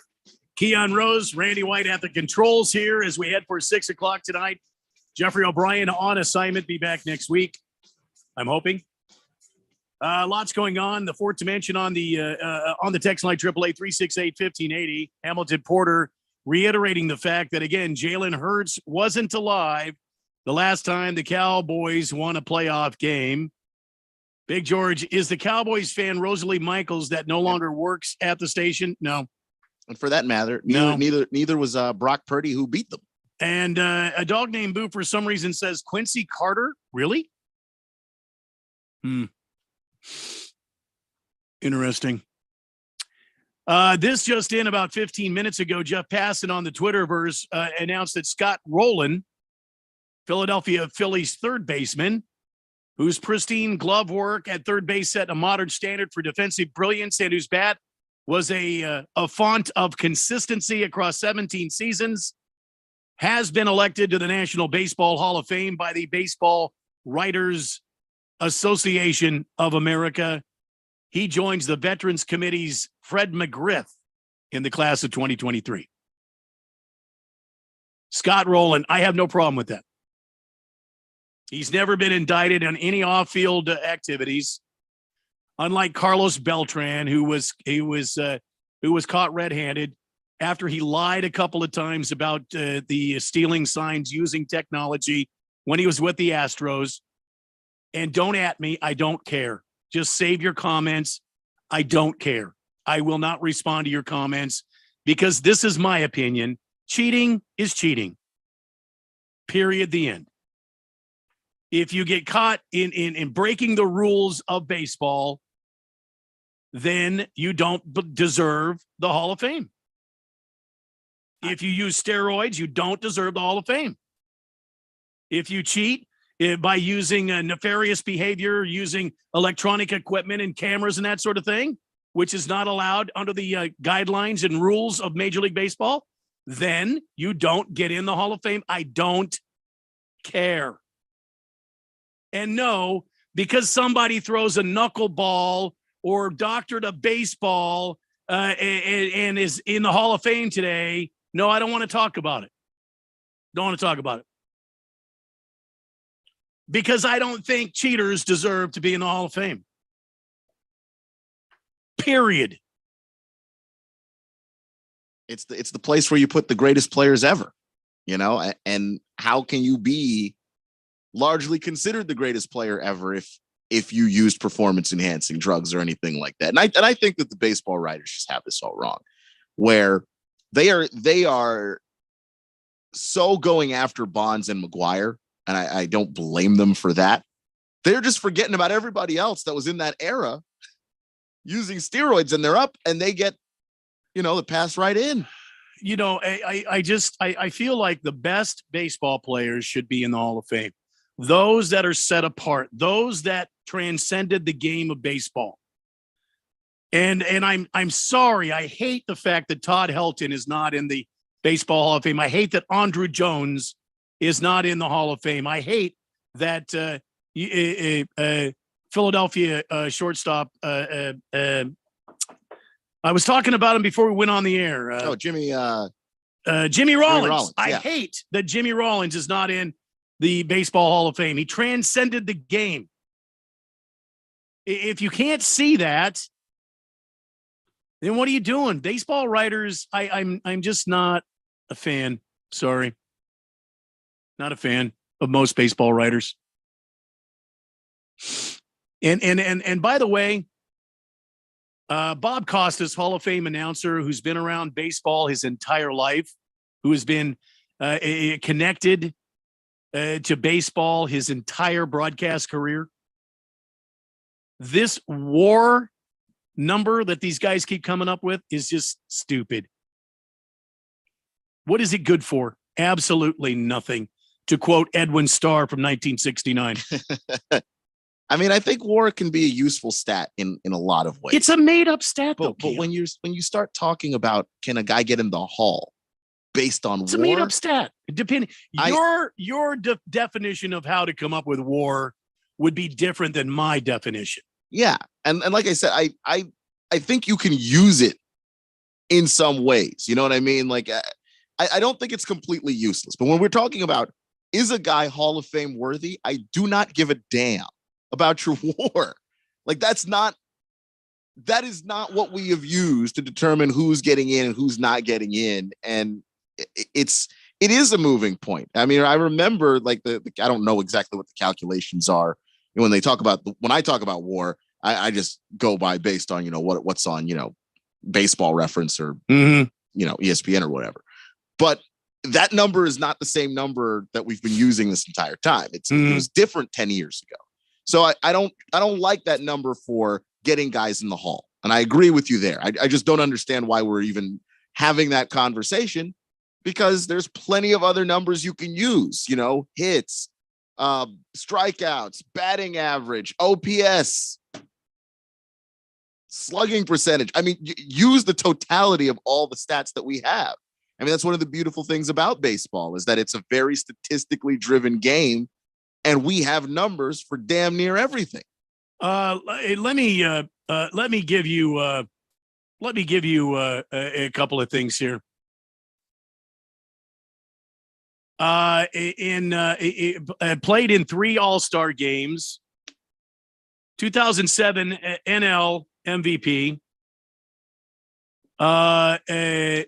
2000 a career hits 2,275, which ranks to 123rd overall. Why can't I get this to what do I at bats in 2001 had 656 at bats, which was first overall. 2002, 637 at bats, first overall. 2007 NL at bats, 716, first overall. 2009 NL at bats, 672, first overall. That's Jimmy Rollins. That's a guy that shows up every day and plays the game of baseball. Plate appearances in his career, over 10,000 plate appearances. A guy that meant more to the Philadelphia Phillies during their runs back in the early 2000s than anyone. That team doesn't go without Jimmy Rollins. And he's getting 9% of the vote for Hall of Fame. And we're talking about Carlos Beltran, cheater, to make the Hall of Fame.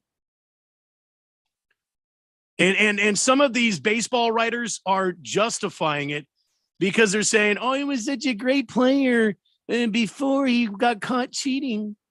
Silver Slugger Award, 4-time Gold Glove winner, MVP, 3-time All-Star, 2008 World Series champion. Jimmy Rollins deserves to be in the Hall of Fame. And when you talk about a guy who, he was doing it all before he got caught cheating. Well, that's the problem with cheating, isn't it? We don't know when it started. We don't have the exact date when you started injecting yourself with, performance enhancing drugs or Barry using Bonds. the cream and the clear. I say that about Barry Bonds all the time. Barry Bonds could be in the Hall of Fame without it, but we don't get the luxury of knowing when. You're exactly right. 110% right. And when you cheat, you put yourself in that position. And I don't know how much pity I'm supposed to have for you. Jimmy Rollins is the newest addition. Congratulations, Jimmy Rollins. I have no problem with that. Mark Burley, 15 or more, or somewhere around there, around 15 years of consistent pitching, had at least one perfect game, was nearly perfect a couple of times, won a world championship with the White Sox, did nothing but go out there as a horse every time and win ball games for his team. He has more 200 innings. He has the same amount of 200 plus innings seasons as Randy Johnson. Randy Johnson is in the Hall of Fame. Mark Burley deserves to be in the Hall of Fame. So anyway, there you go. I'm off my soapbox now. Sorry. Got some other MLB rumors, things that are going on. Red Sox have acquired Alberto Mondesi from the Royals in a trade. They sent lefty reliever Josh Taylor to the Royals. Mondesi is often injured, but this guy has impressive upside if he can stay healthy. They need to replace some infield depth on the Red Sox because of Xander Bogaerts' departure and Trevor Story's elbow surgery. So Mondesi, 27 years old, will come in and we'll see what he can do. This guy's got a tremendous opportunity. The Royals are still looking to make some moves. They've dealt Mondesi and outfielder Michael A. Taylor in the past 24 hours. So the Kansas City Royals making some moves. The Athletics have signed first baseman Jesus Aguilar to a 1-year contract. That'll secure him and help that infield there in Oakland. I know it seems like a pretty shrewd move by them. By the Athletics? Yeah. They're always working on these shrewd. Because they don't spend any money. So right. You kind of have to be shrewd if you're going to do it that way. The Marlins have halted a pursuit of Yuli Gurriel, according to the Miami Herald. Miami currently slated to play Gary Cooper at first base and Jorge Soler at DH, but they are willing to live with Cooper or Soler in the outfield defensively. Still room in the lineup for Gurriel. This is why Derek Jeter left as president of baseball operations for the Marlins right here, because they don't want to go out and make any moves. Yeah, I mean, you have an opportunity. I mean, they were pretty. I don't want to say competitive, but they played some good baseball at stretches last year. And if you add a guy like Gurriel, he's been a known commodity in the league at this point. He is capable of helping you. One of the lowest strikeout rates in all of Major League Baseball, which they need, and especially in that division with the pitching there. It just doesn't make any sense, to not take that step forward, and try to compete. I understand you're in the division with the Mets and the Phillies. I get it, but try to compete, because you never know if there are injuries happening with Philadelphia and New York, and you're healthy and you've got talent, you might give yourself a chance. The Orioles are seeking some pitching rotation help, according to their GM, Mike Elias. They hopes to add another starting pitcher before spring training. The O's signed Kyle Gibson to a 1-year contract. The O's, by the way, in the American League East, they ended above the Boston Red Sox in 4th place in the American League East, and they way outmet expectations on what people had put on them. I would say the Baltimore Orioles, a young team. They've got some fresh talent in there, and they've got a young pitching or a young coaching staff. You would probably want to watch out for them. 83-win baseball team. And that's in the AL East. If they were anywhere else, they probably win over 90. You think maybe even make it to the playoffs? Artie Moreno, Arizona native, by the way. Artie Moreno went to the University of Arizona. He's the owner of the California Angels, the Anaheim, Orange County, California Angels of Los Angeles. His family and group were shopping the team to see if there were any interested buyers out there. Apparently not. They've retracted that off the market. They're going to go ahead and be the owners of the Angels from 2023 on, according to a statement released today. They're going to keep the Angels. During this process, it became clear that we have unfinished business and feel we can make a positive impact on the future of the team and the fan experience this offseason. We are committed to a franchise record player payroll and still want to accomplish our goals of bringing a World Series championship back to our fans. We're excited about this next chapter of Angels baseball. So the Angels still under the control of Artie Moreno. What are they going to do? I mean, they got Mike Trout. They got Shohei Ohtani. Ohtani's going to be a free agent, I think, after this season. Yeah. I mean, they should really consider trading him. And they're saying they're not gonna, at least from what I've read. But well, and they made that. They what's the third baseman? I can't think of his name right now. Anthony Rendon. Anthony Rendon. It's been a horrible pickup for the Angels. They overpaid for him. He came off a huge World Series. They had a great season. Yeah, they had stars in their eyes, and he's been nothing but a huge disappointment for them. Artie Moreno, U of A graduate, still in charge with the California Angels. All right, that's baseball. We gave you the up-to-date there. I've got one more for you when we come back. Terry Francona, another a U of A alum. How many U of A people are we talking about today on the show? Jeffrey would not be happy. Terry Francona's ride gets swiped. We'll talk about that next on the Daily Blender here on 1580 and 99.3 The Fanatic. At Staples, you can count on every project being print perfect, guaranteed. I need presentations and brochures printed, and they have to be perfect. Your bounded presentations, brochures with the finest folds, and more will be done right every time. That's our Print Big promise. Now at Staples, get $10 off your document printing and marketing materials order of $50 or more, plus 20% back by a store bonus. Try Staples and see the difference. Ends 2/25. Rewards members only. Bonus must be redeemed in store. See staples.com/stores/printbig for details. One trip down Scottsdale Road and it's obvious. Snowbird season is here.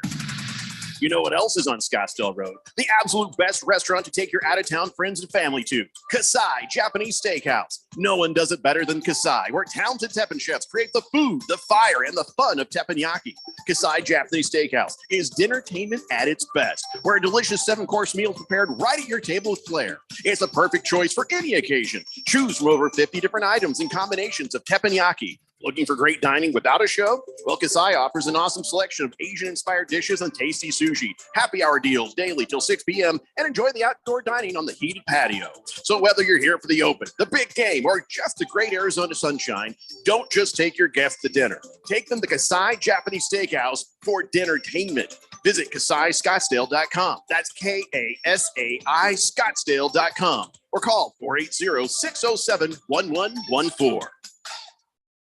This is Aaron Warby, host of the Bulls and the Bears radio show, sponsored by Online Trading Academy. I am here today to make the statement that just because we're in a bear market does not mean that you have to be losing money. Just like Michael Burry and Warren Buffett, bear markets should be where real generational wealth is created. But most will follow the same broken strategy that lost them in the last bear market. We are inviting you to come to an intensive 3-day trading and investing class where we will show you the trading and investing strategies of the market wizards. This class is typically $299, but right now, for 66% off, you can join us in this class. Just call 8448-TRADER. That's 8448-87-2337 and tell the operator you want the $99 3-day class, or text $99 to 25029. That's $99 to 25029. Horn penetrates, drives, lobs it down low to Washington, who slams it in. Warren Washington with the flush. Sun Devil men's basketball returns to Desert Financial Arena to celebrate the program's alumni weekend. The action begins with Oregon State on Thursday, February 2nd, and continues with the Oregon Ducks on Saturday, February 4th. Get your tickets today by calling 480-965-5812 or go online to sundeviltickets.com. Sun Devil men's basketball, onward to victory. 1580 and 99.3 The Fanatic. Arizona's new home for sports.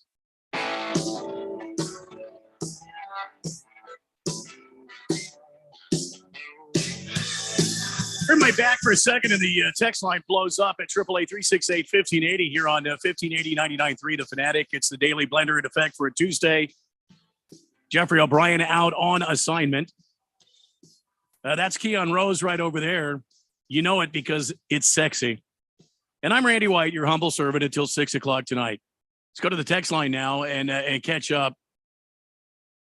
Wow, there's a lot here. The historian is on the text line and says, gentlemen, a positive thought on the Cowboys. They are consistent in the playoffs. Oh, yeah? They are consistent. That's consistently true. Bad. Consistently never making it to an NFC title game. I mean, okay, everybody has overanalyzed, over-dramatized, overreacted on the Dallas Cowboys. Keon Rose, you're the general manager. What do you do? I mean, if I'm the GM, do you keep Dak Prescott? What do you do? I keep Dak. I do think it's hard to find starting caliber quarterbacks in this league, but I do want somebody who offensively is going to bring out the best in Dak. And there have been times in his career where that's happened. You don't think that that kid, Kelsey Grammer, how old is this guy? Kellen Moore. Yeah. What is he? 12?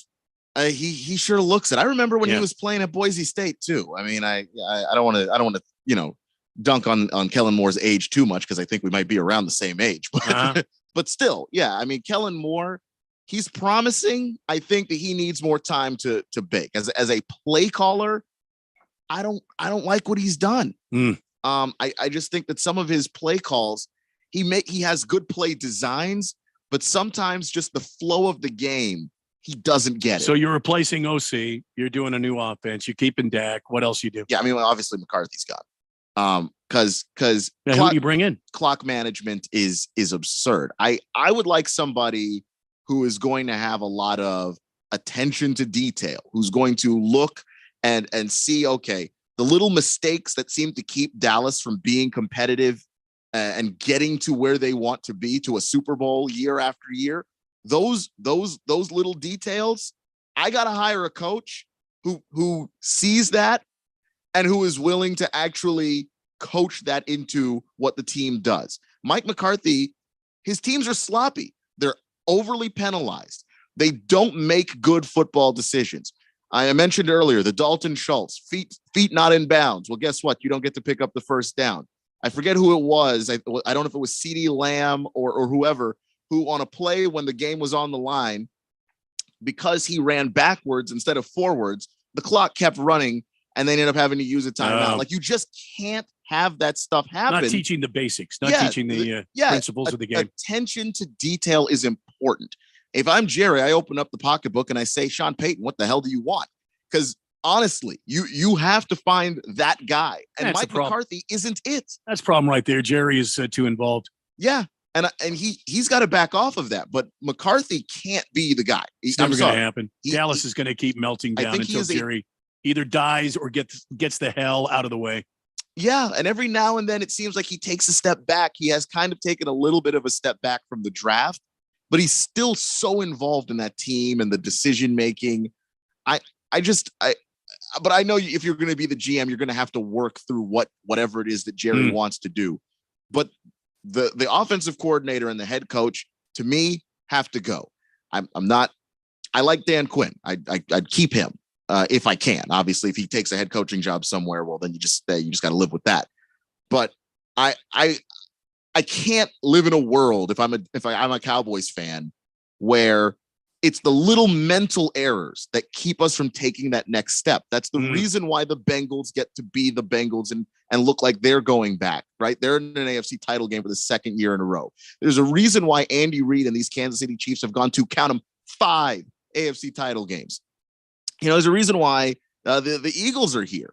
I mean, say what you want about Nick Sirianni, but the guy understands the little nuances of the game, the stuff that a lot of us fans miss. I want my head coach to see that. And that's stuff in training camp. You would think, in preseason, that's stuff that would be handled in preseason. You would think so, but they were the most penalized team in the preseason. So, clearly it's not being coached there either. And you just can't win football games that way. Big Risk is on the text line. It says Dak Prescott is like Kirk Cousins. He'll just never win the big game. Good enough to get there, but not good enough to win it. I disagree on both counts. I think Kirk and Dak could probably win the big game, but it's what you're asking them to do. Dak's a game manager. I don't know why the hell Kellen Moore sometimes goes out there and calls plays like Dak is going to throw the team on his back and carry them to victory. That's not his game. That's not who he is. He's the guy that you surround with talent. You put the offensive line, the running game, the wide receivers, and the defense, and let Dak pick his spots to be great. If you can do that, I actually think Dak could win a Super Bowl. And I am a Washington fan. I do not like this football team. I do not like Dak Prescott. But as a football player, I do. I actually like the guy. On the Major League Baseball Hall of Fame, Blissful Hayes checks in. The fact that Major League Baseball's all-time hit and home run leaders are not in the Hall of Fame makes it obsolete and useless.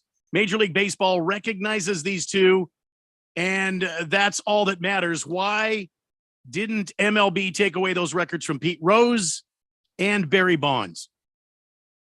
Well, okay, Pete Rose broke the rules, and I agree with you. Barry Bonds cheated. To me, it's different. I agree with that, by the way. Barry Bonds, he bulked up his body. I don't care what anybody says. Barry Bonds bulked up his body so he could perform better. Oh, but you have to still hit the ball, Randy. I've heard that argument. Don't at me. I'm not even going to argue with you. Well, yeah, you do still have to hit the ball. But when you take steroids, especially at Barry Bonds' age, because we're talking about, he's going for the record at the end of his career. He can still hit the ball. No one ever questioned Barry Bonds' ability to hit the baseball. He is, at least to me, the greatest hitter I've ever seen in my life. The problem with Pete Rose is he broke the rules, and he was too much. He was too rebellious and too arrogant to just say sorry. To admit his wrong, and he had already made enemies with baseball's commissioners. But with Barry Bonds, you can't tell me that at the age that he was taking steroids, the cream and the clear. And I read the whole book about the investigation into it. You can't tell me that at that age, some of those home runs might have been doubles without steroids. Oh, 100%. Like that's the difference. So I don't care if he has to hit the ball. Yeah, that's impressive. He was a great hitter. That was never for debate. But the longevity that it takes to make that record, to reach that record, we'll never know if Barry Bonds could have done it cleanly because he didn't do it cleanly. King of Kittens says, on time, Fred McGriff's dog committed crimes. I think he meant one time. Because Fred McGriff was known as the crime dog. Gotcha. Pinocchio, Mac Jones is going to have his third offensive coordinator in 3 years. They're going to mess him up like Daniel Jones. I don't think so. And you, of course, you can't take away the fact that his third offensive coordinator in 3 years is actually his offensive coordinator from college. From Alabama. Yeah. Yeah. So, I mean, that obviously is going to play a factor in understanding and getting him moving along at a good pace. Kiss to Cook. Wow. Okay. He says it's not just Taco Tuesday. It's Fish Taco Tuesday. Rubio's recipe, I might add. Good for you. Good for you. Smart man. CK says Greeny users should be removed from the Baseball Hall of Fame. Yet they are all praised, though. They are praised. Those performance enhancers are okay. I think he was talking about, the folks who used greenies, the what's the actual name for it? Amphetamines. Yeah, that's what it is. Yeah. To help them focus and I agree. It's a performance enhancer. I don't think it has the same stigma that steroids do, but those guys are. I agree. A-Wings 22. How about defense for Hall of Fame? Don Mattingly back robbed him of offensive numbers, but the number of home runs he saved at first base should put him in. You are 100% correct. How did he transcend the game? How did he change the game? Not what his numbers say, not what some mathematician can figure out on their Texas Instrument calculator. How did he affect the game of baseball? Don Mattingly should be in the Hall of Fame.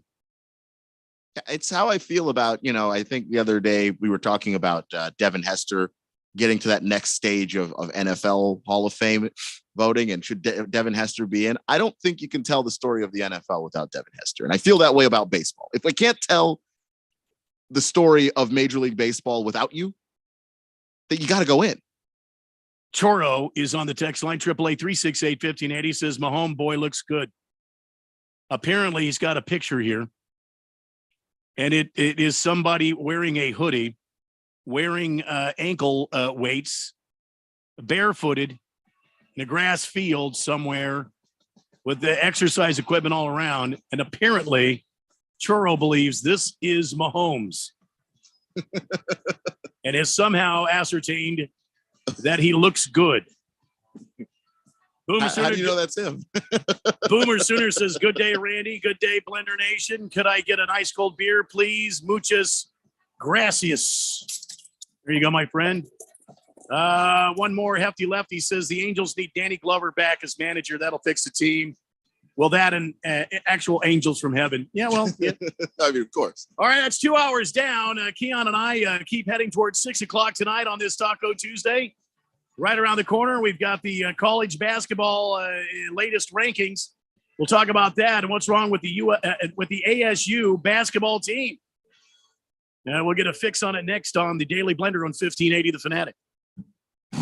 My ride smells just right, just right, just right, just right. Y'all gotta try that Febreze car. Just right, just right, just right. Yeah. La la la la la. With 40 days of consistency, all over Febreze car clips right on your face. You know my car's my happy place. Keep that smile on my face when it smells just right, just right, just right. Yeah, breathe happy Febreze. La la la la. If you are an IT professional looking for an opportunity with great benefits, the freedom to creatively solve problems in a career with great growth potential and a team environment, look no further than Affinity Technology. Serving the Valley since 1992, Affinity Technology is looking for a level 1 tech to develop and deliver excellent solutions and outstanding customer service. Visit atechaz.com/jobs and get started with your future today. That's atechaz.com/jobs. They're gonna go nuts when he hits this thing.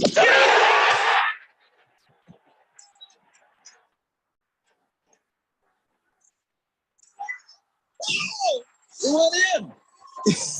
The People's Open is back. See the PGA Tour's best. Tee it up at the 2023 WM Phoenix Open presented by Taylor Morrison. February 6th through the 12th at TPC Scottsdale. Get full tournament information at WMPhoenixOpen.com. That's WMPhoenix.com. As a kids, we all loved hopping on our bikes and hitting the road. I'll be back for dinner. See ya. Well, bikes just got reinvented for us big kids. If you haven't tried an electric bike, you have no idea what you're missing. Hit the road, the trails, or the beach by pedaling or not pedaling. It's like being a kid all over again.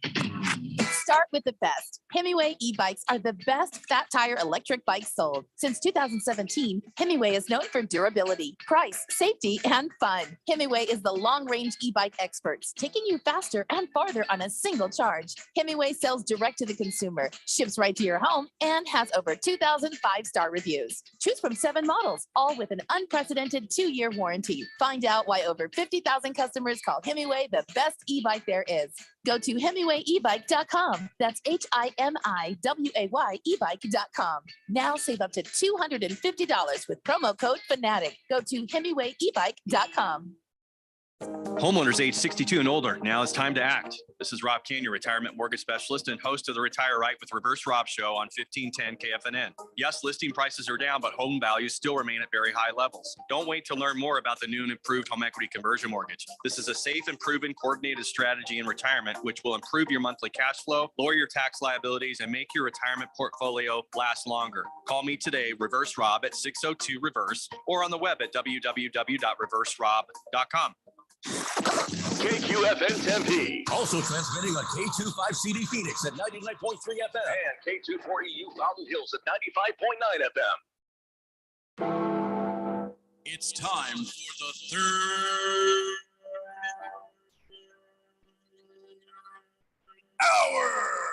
Quiet, people, settle down. Because it's time. Time for what? Showtime. When does it start? Right now. 3, 2, 1. Let's get on with the show. Let's do it.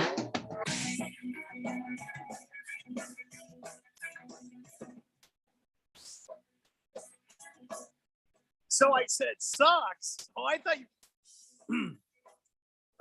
Hey, everybody. Welcome to the Daily Blender here on 1580 and 99.3 The Fanatic as we broadcast live from the Harmon Solar Studios in beautiful Scottsdale. That's the sexiest man in sports talk radio, Keon Rose. My name is Randy White, your humble servant. Jeffrey O'Brien on assignment, and you are texting in on the text line at 888-368-1580 as we are continuing to head towards 6 o'clock tonight. There was a crime, Keon. Oh, boy. And it couldn't happen to a nicer guy. Terry Francona, who's the manager of the the manager of the hang on, something's happening here. It sounds like a Mission Impossible. Like you're being called by a secret agency. Randy. Yeah. I need to get out of there quickly. Anyway, Terry Francona's ride was swiped. It was stolen, and that was not just any ride. It was his beloved scooter. Oh, no. Terry Francona has a scooter that he puts around on, from his downtown facilities to the ballpark, that sort of thing. It was swiped over the weekend. It was parked outside of his residence there in Cleveland. The team spokesman said police were notified of the theft, which happened late Friday night or early Saturday morning. The 63-year-old Francona, who spends the offseason in Arizona, was in Cleveland over the weekend for Guards Fest, team's annual winter fan festival, and he noticed his scooter was missing before Saturday's event. Have these criminals no shame? Who would steal a scooter from Terry Francona of all people?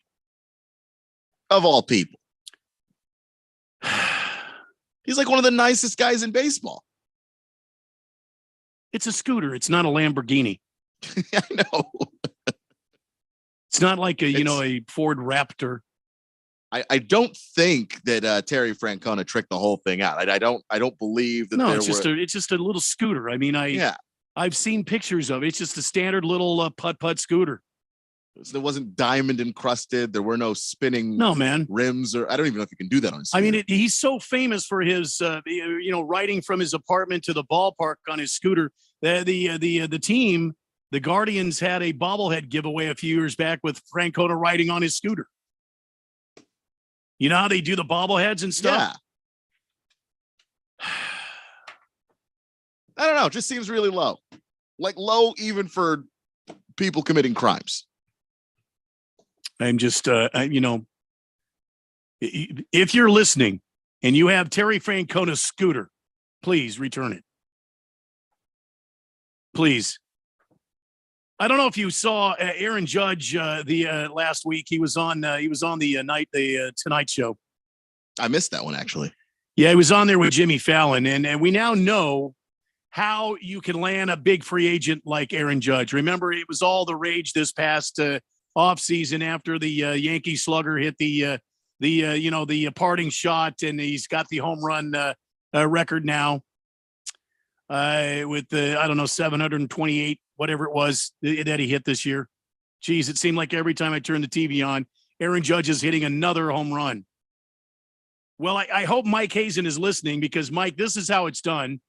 According to his appearance on the Tonight Show with Jimmy Fallon, Aaron shared how he re-signed with the Yankees.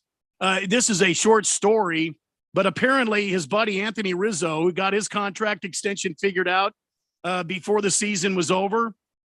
So he avoided free agency. Yeah, he would call Aaron Judge every day or text him. Not only would he call or text him, but he would also send pictures and daily text messages, snapshots of his dachshunds roaming around Yankee Stadium outfield, along with Aaron Judge's dog. Apparently their dogs are best friends. And apparently on a Major League Baseball field, your personal dogs are allowed to run around with you while you're shagging fly balls, at BP. That's pretty cool. I will admit that that's pretty cool. Here's a quote from him that really got me, and I hope Mike is listening. Mike Hazen, general manager of the of our Arizona Diamondbacks. This is what he says. Listen closely, Mike. He was a big part, Judge says, of Anthony Rizzo. He was a free agent. He opted out, but he got his contract out of the way in November. And he said, now we've got to get you locked in. He was calling me every day. He was sending me texts every day. He was working hard. He went for my heart. My little Penny and his dog, Kevin, are the best friends. Every day I was getting photos. Right there it is. Right there. That's the secret. But I mean, there is something to that. It speaks to that locker room. Those guys are close. He went for my heart. My little Penny and his dog, Kevin, are best friends. I have a couple of questions. Mm-hmm. You may or may not know my dog's name is Cecil. I feel like that is an appropriate dog name. Mm-hmm. When did Kevin or Penny? I think Penny can be a dog name. Could be a dog name. Kevin, though, Kevin is just too human. Like that, I know people named Kevin. We all know people named Kevin. Kevin Durant, Kevin McHale, Kevin Hart.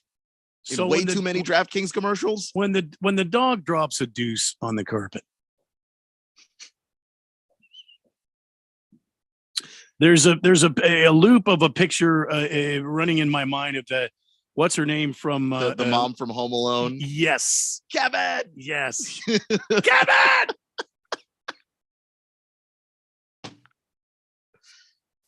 I don't know. I'm not a fan of giving dogs popular human names.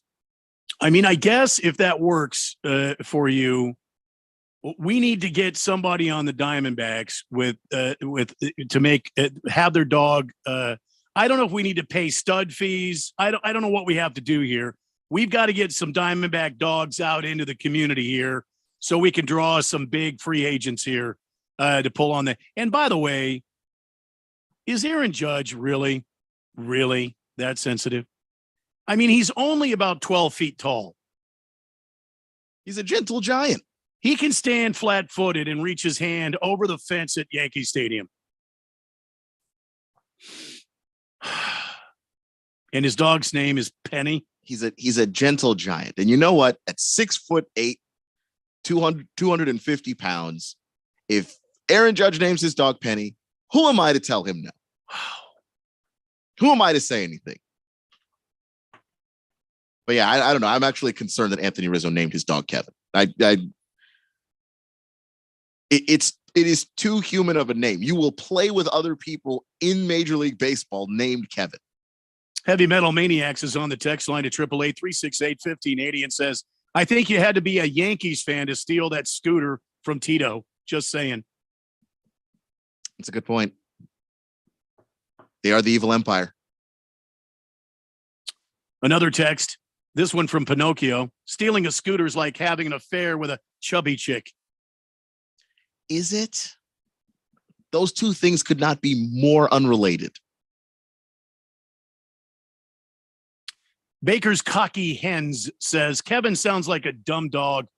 There was a cartoon 321 Penguins with a penguin named Kevin. He was about as intelligent as Kevin from The Office. Kevin is a good dog name and a bad human name. A bad human name. Wow. I disagree. Humans were called Kevin before dogs were called Kevin, sir. Blissful Hay says, my friend's grandma's wiener dog is named Jason. Okay, I'm not naming anybody Jason. Friday the 13th. Oh, that's right. No, Randy takes the Friday the 13th very seriously. Incredibly seriously. And number B, no. Jason, come on. If you've got a dachshund, it's got to be some German-sounding name, like Hans. You know? Hans. Yeah. Hans Gruber. I mean, I don't know.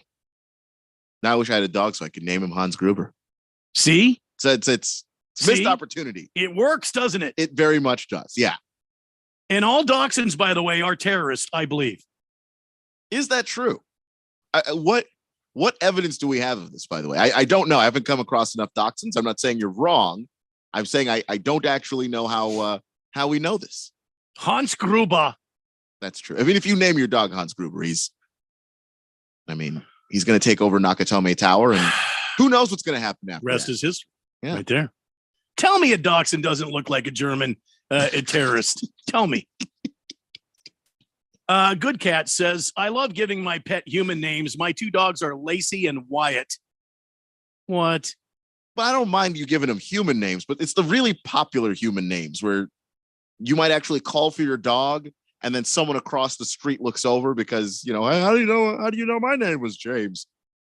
There's not a whole lot of people named Wyatt walking around. When I think Wyatt Earp. So I could see one of those dogs, maybe a Schnauzer, because they got that little mustachy little thing going. Good point. You see what I'm saying? So maybe that could be like I could see that being Wyatt after Wyatt Earp. Lost Toby says, my new girlfriend's dog is named Willie Nelson. I've never docs with an ISIS flag. And I've seen docs with an ISIS flag. Okay. No. I think the Dachshunds have graduated their level of terrorism. I don't know. See, I don't know. If Dachshunds had the chance, they would take over the world. No, I'm pretty damn sure. If it wasn't for cats, all cats, okay, by the way, all cats are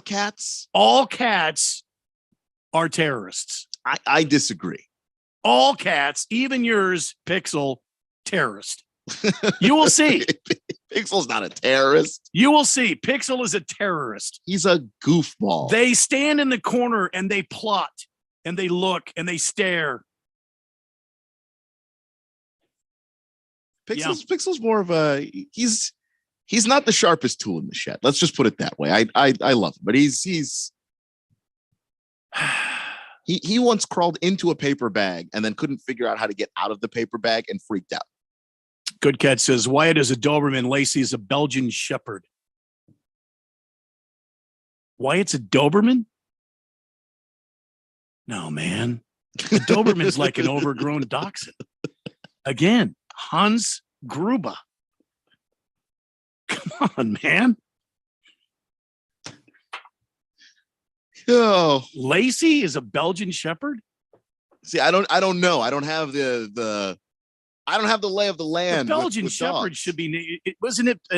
They were from Belgium. Belgium? No, it wasn't Belgium. Sorry, it was Austria. I was thinking of the Von Trapp family. Could name your Belgian Shepherd after a Von Trapp, but no, they weren't Belgian. They were Austrian. Keon could. Biker's Cocky Hen says Keon could name his cat Kevin. Well, his name isn't Kevin, so I don't know what to tell you. Heavy Metal Maniac says we had a dachshund named Fritzy, one of the nicest dogs. They're not mean dogs. Now Chihuahuas, those are some mean little sons of bitches. Yes, they are.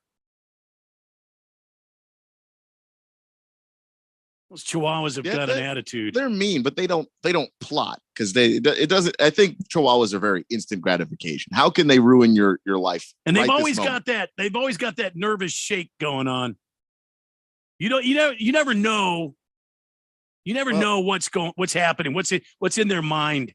Because they're tiny and they're always upset. Mm-hmm. And so they're shaking because they're full of mad, and there's just not a whole lot of place for the mad to go.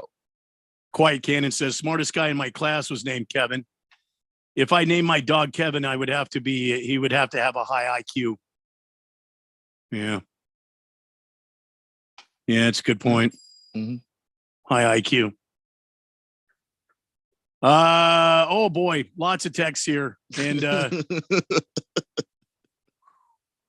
Big George just catching up to the program. I see Scott Rowland has been elected to the Hall of Fame with a 76.3% of the vote. But Todd Helton missed out with 72.2. Can someone tell me why the vote threshold is 75%? No other election in this country requires such a high threshold. Can you imagine if politicians needed 75% of the vote to win? Nobody would ever get elected. And we might be better off. I'm just saying. And also, yeah, this isn't politics, though. I mean, it's the Hall of Fame. It's not the Hall of very good. It's not the Hall of pretty great. It's the Hall of Fame. It should be very hard to get in there. 3/4 of the writers have to agree that this person is a Hall of Famer. I disagree, and I still disagree that baseball writers should have a say in this. I disagree. Baseball writers, they cover the sport. That's great. But baseball writers did not play the sport. I still say you need to have a committee of players, coaches, owners, managers, general managers that should be a part of a committee to elect the best of the best to the Hall of Fame. And if you involve the writers, because I do think that there are some writers who are great, that understand the game, that have covered the sport for 40, 50 years and just understand it. Those guys, I still don't think that their vote should weigh more than the people who've played the game, know what's going on, understand the nuances of it. Last Optimist, going back to talking about Dak Prescott about 25 minutes ago, says, so Dak is Eli Manning. No, Eli Manning won 2 Super Bowls, and he was the Patriot killer. Dak Prescott has not proven that he can do that. I'm saying in the right system, I think Dak can. Eli was the guy that was surrounded by, when he won, especially that first Super Bowl, that was a great defense. It was an all-time great defense, an incredible running game, and, really good wide receivers. I wouldn't say great, but really good wide receivers. And then Eli could play big in big moments. I think you can do that with Dak. I just don't think you can do that with Dak and this coaching staff.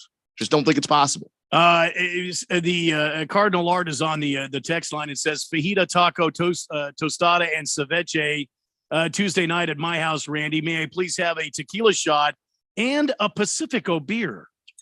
We don't get Pacificos in here very often, but there you go, Cardinal Art. Absolutely. It's icy cold just the way you like it. CK, Randy, why are you such a wuss when it comes to Friday the 13th? Are you kidding me, CK? Do I really need to go into the details of the darkest, most terrible, terrifying day of the entire year? And it happens multiple times a year. And there have been all sorts of catastrophic events that happen on Friday the 13th. And you want to ask me why I have a hard time with it, CK? I ask you, sir, why are you not even paying attention?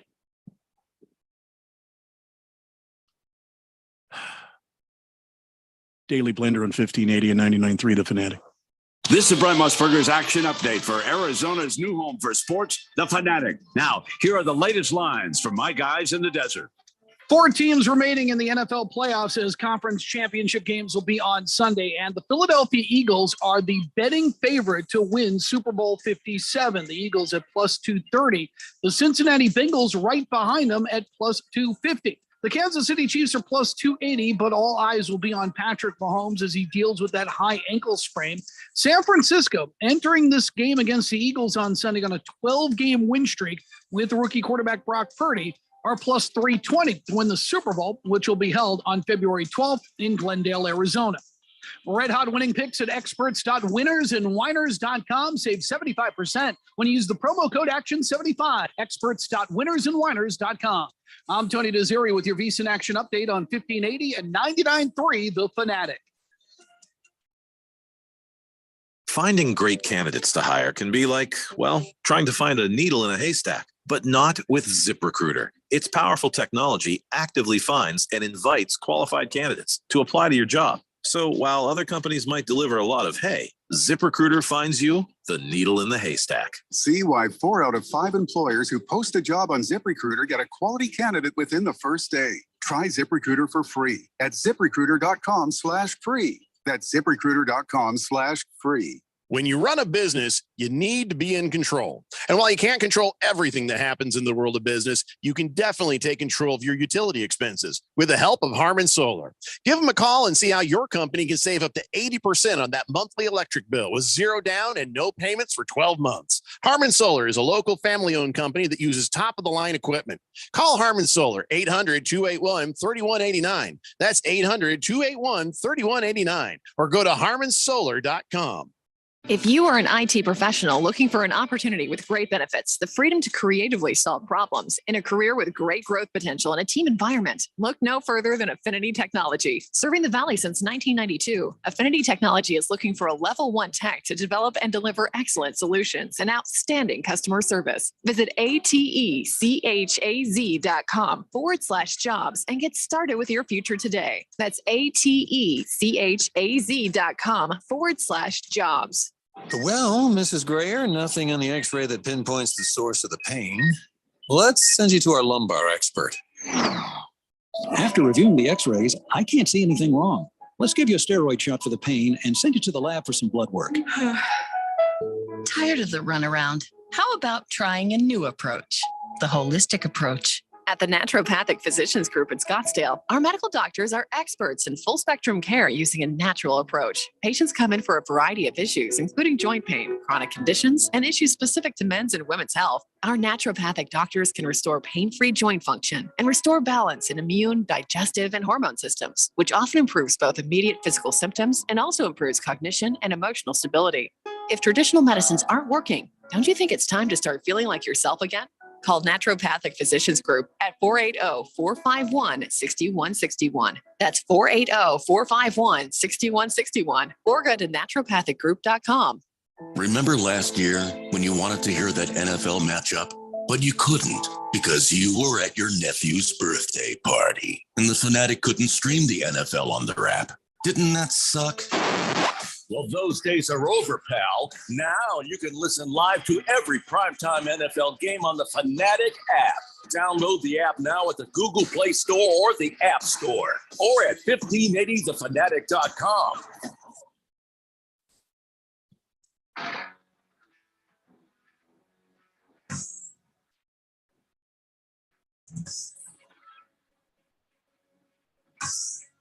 Welcome back to the Daily Blender on 1580 and 99.3. The Fanatic on this Tuesday. That's Keon Rose, the sexiest man in sports talk radio. I'm Randy White.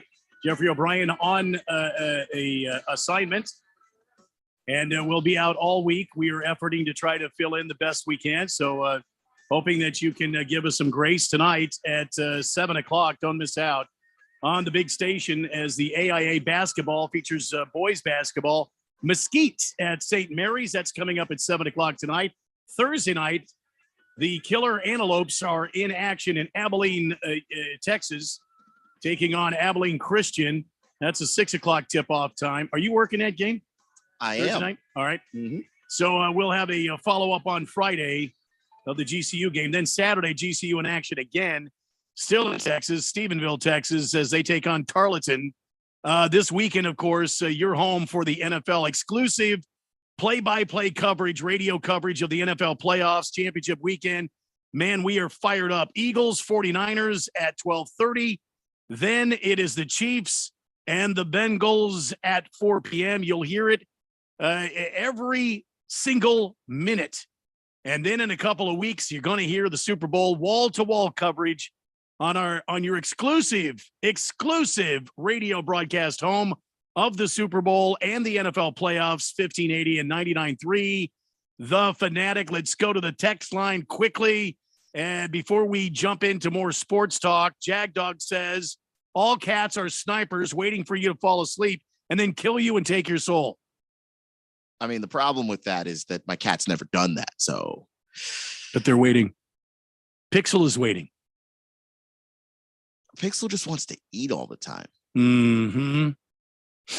And plot. Play with his little toy mouse. He likes to, not quite fetch, but he likes. You know what he's saying when he's playing with the toy mouse. This is your brain, Jack. I'm gonna. See what I mean?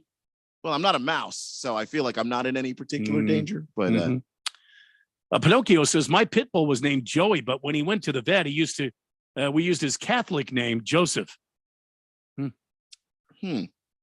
Is that because he was latched onto the veterinarian's arm, or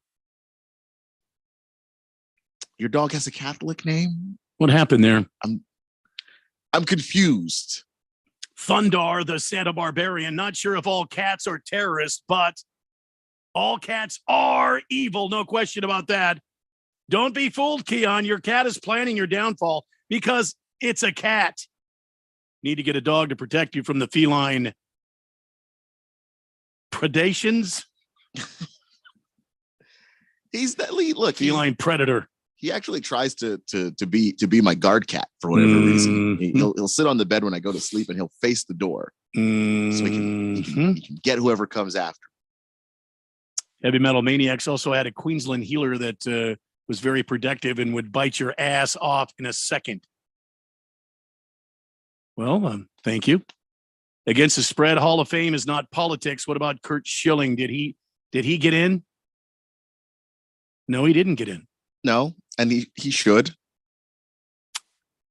The Hall of Fame should not be in the hands of the writers. I've said that. I'll keep saying it. Baker's Cocky Hens says, It's a coincidence that the word catastrophic starts with cat. Is it a coincidence that the word catastrophic starts with cats?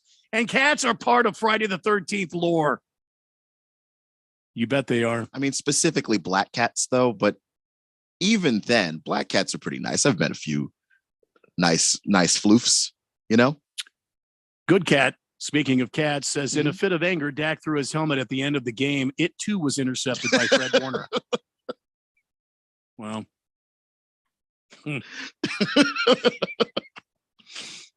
Fecal Mist says the same thing. After the game, Dak threw his helmet in anger. It too was intercepted.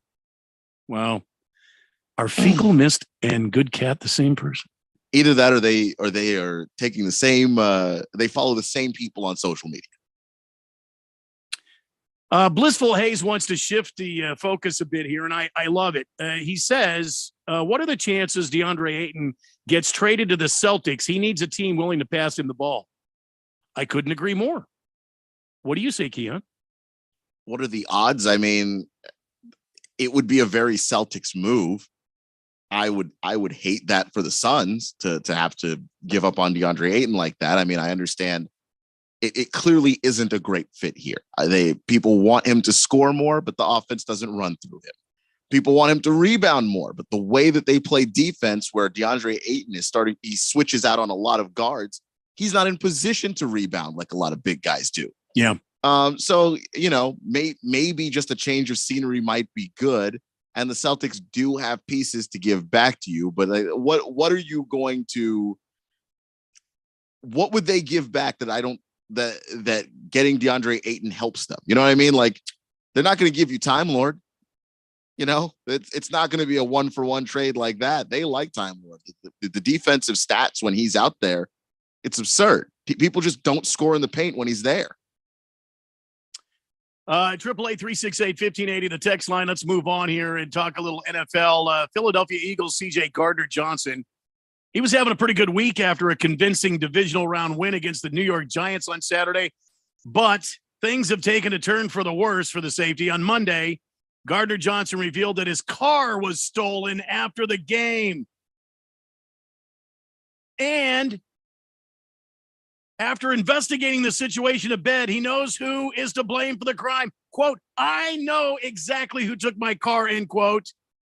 I know exactly who stole my bleep, bro. Yeah, don't worry about it. We got y'all on camera, end quote. Yeah. He added, wow, that's how y'all getting down in Philly after a win? So far, no suspects have been revealed in the case. I really actually hope that the police find this guy before CJ Gardner does, because he sounds really mad. And I don't know if he gets there before the police do. I think that could be a situation where it's not fun for whoever stole the car. I love the fact that he had some sort of camera, some sort of video evidence on who stole the car. I think that should be some sort of a standard equipment in all cars. Because the one thing that really gets under my skin, you know, if you need something so bad, just ask me and I'm willing to give. But don't steal from me, man. I hate thieves. You know? Yeah, I get it. I can take a lot of abuse, but if you steal from me. And CJ Gardner is another really nice guy. So you got CJ Gardner getting his car swiped. You got Terry Francona getting the scooter swiped. Well, I mean, I could see the scooter, but. I could see the scooter, but I mean, it's the scooter. It's the principle of the thing, man. You know, the scooter's more replaceable than the car, so you feel not quite as bad. But here's Terry Francona, this nice 63-year-old man, just rides his scooter to work, left it out in front of his house, and someone just snatched the scooter.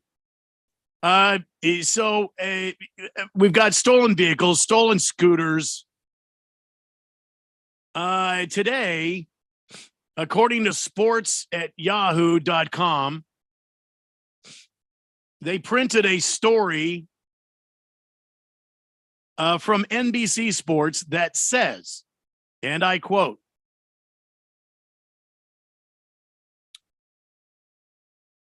from Dov Kleinman's Twitter account, update, the Packers will not be trading Aaron Rodgers within the NFC conference. They, quote, will explore, end quote, the idea of trading the quarterback exclusively to the AFC. That's per Adam Schefter. Let the speculation begin. Oh boy. Here we go.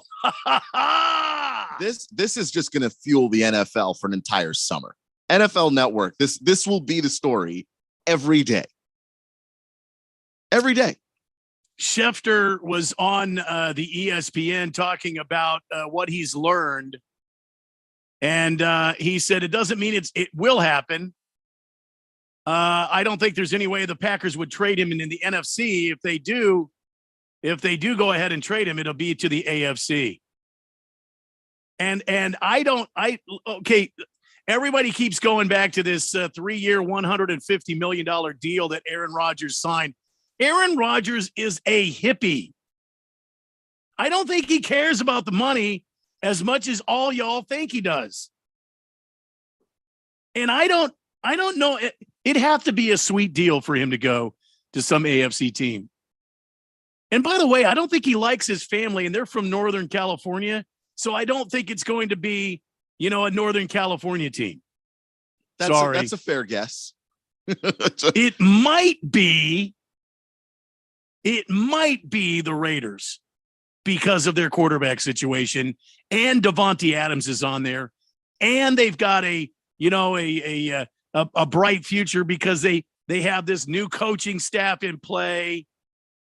They could go out and they've got some draft capital. They could build the team. That might be interesting. But I wish everybody would remember Aaron Rodgers is a hippie. He don't care. But he does love football. He does love football.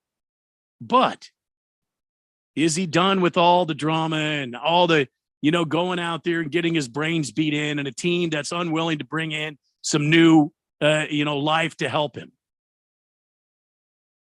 Won't draft first round wide receivers, won't spend the capital on that. Tried to replace him with the first round draft pick rather than help him with the Jordan Love pick. And Green Bay is going to get some big giant haul for Aaron Rodgers. Yep. And they're going to turn that into they're going to mortgage this other team to death, and they're going to turn that into a championship team. You watch. And they're going to turn that into another generational quarterback too. I mean, they go straight from Favre to Rodgers. It would just be fitting for them to go straight from Rodgers into another Hall of Famer.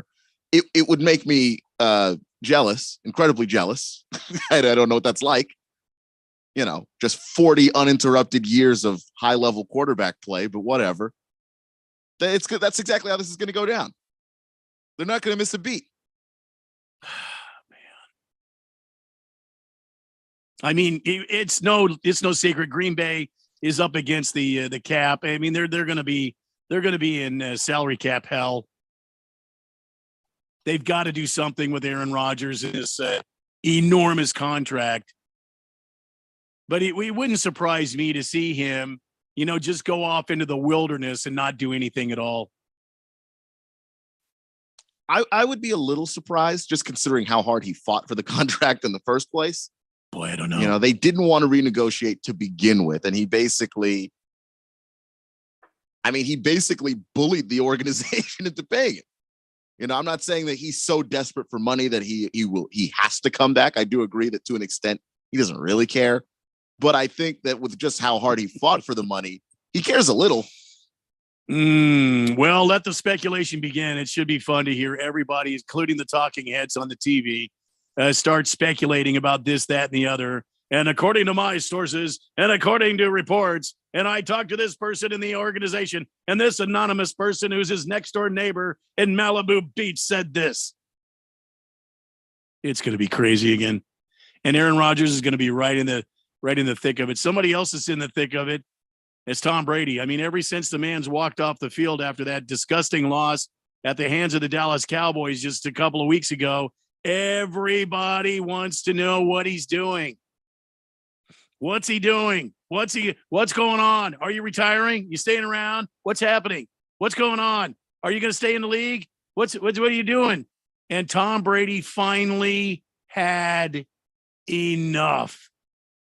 He was on his Let's Go podcast with Jim Gray, one of the nicest people in the entire universe, by the way.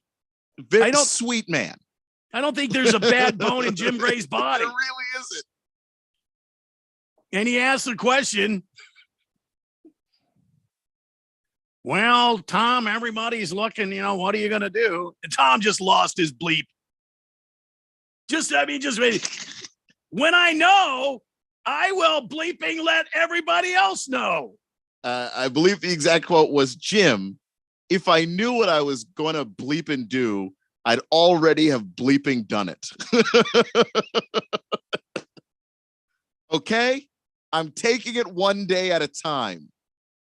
So somehow Tom Brady managed to put 2 F-bombs and a cliche in one singular quote, which is absolutely incredible. I also want to know how the production meetings for this podcast go. It is Tom Brady's own podcast. How is he ambushed by a question on his own podcast? No, poor Jim Gray. He's the facilitator of this podcast. Yeah. Tom just dials in, man.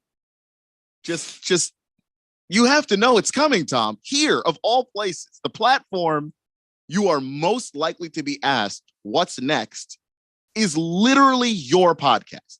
I don't think that's unfair of Jim Gray to ask that there. I just don't. Wow. Jim Gray, though, as the professional that he is, did say, well, it is the only question everybody wants to hear, Tom. Poor guy just got melted down by Tom Brady. Yeah, just got his head completely ripped off. And then at the very end, Tom tried to, tape it back on, but the damage had already been done. You could hear how sad Jim is in his voice, and I feel bad for the guy. Well, and then he went on to ask him about the fine, the $16,444 fine that Tom Brady incurred when he tried to trip Cowboy safety Malik Hooker. Tom said, I tried to tackle him with my right shoulder and I missed him. And I wasn't going to try to stick my arm out. I was trying to get him on the ground. I missed him completely. I didn't even hit him. I tried to trip him, but I didn't. I don't know how you can get fined for something that didn't even happen. Are they finding intentions? Tom, a little grouchy. Yeah. A little grouchy here. A little angry Tom Brady there. Tom, a little grouchy. All right, 888-368-1580 is the text line. Join in on the conversation. We are going to take a break. When we come back, we've got more to talk about. I don't even know. There's so much on the page here. We'll talk about the I don't know, what happened in the NBA last night. And also we've got On This Date in Big Georgia sports history. It's a daily blender on 1580 and 99.3 The Fanatic.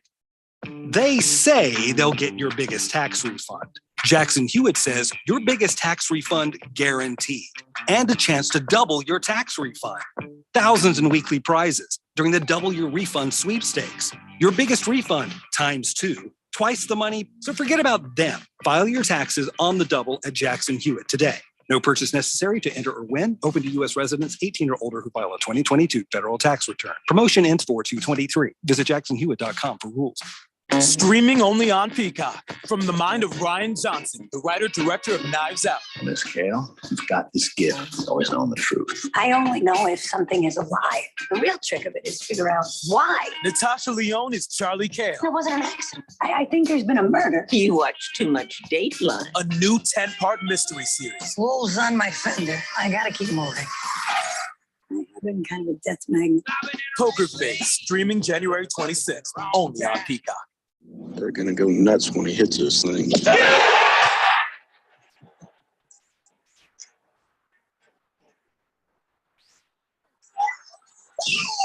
went in. The People's Open is back. See the PGA Tour's best. Tee it up at the 2023 WM Phoenix Open, presented by Taylor Morrison, February 6th through 12th at TPC Scottsdale. Get full tournament information at WMPhoenixOpen.com. That's WMPhoenix.com. If you're age 62 or older and own a home, this message is for you. Reverse Rob here, Money Radio's expert on reverse mortgages. Learn how to tap the equity in your home and increase the quality of your life by earning tax-free income while protecting your other retirement assets. Join us for our free Second Saturdays webinar every month to learn more. This is not too good to be true. All you need to do is reverse your thinking. Call me today, Reverse Rob, to learn more at 602-REVERSE. That's 602-738-3773, or download my app by searching Retire Right with Reverse Rob.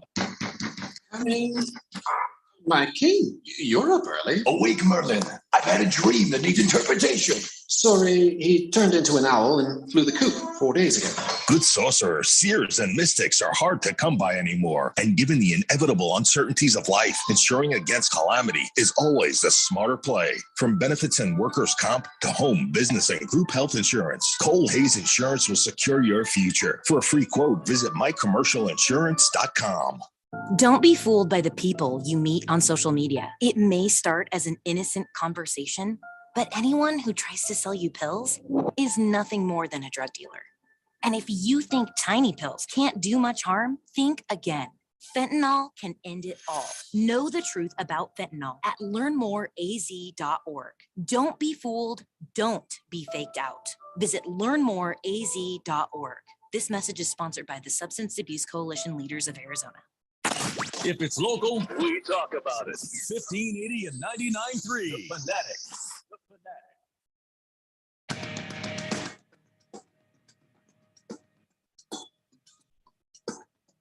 Socks.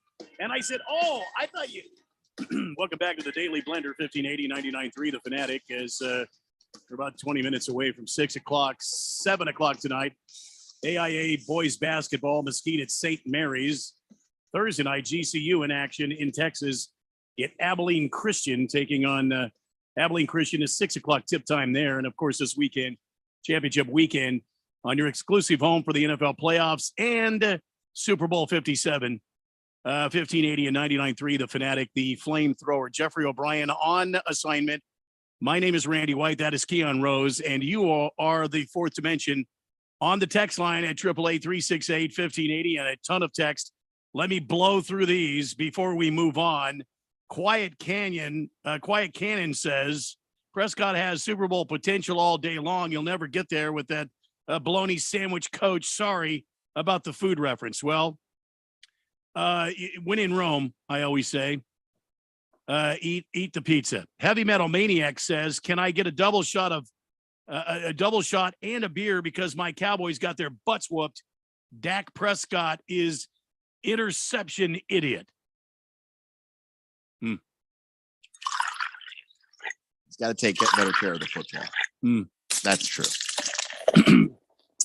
Bala 51 says cat is to Kyler Murray as dog is to Peyton Manning. A little Kyler Murray hate there on the text line. Randy's chuckle says, can you imagine going to jail for stealing a scooter? You'd be everyone's bitch. So then don't steal scooters. I don't know what to tell you. Hey, Lefty, what are you in for? I took a scooter. And it would be over from there. Yeah, look, man. The guy would just black out after that. Tell him he stole a motorcycle. I mean, at that point, you're already in there. I thought it was a Harley.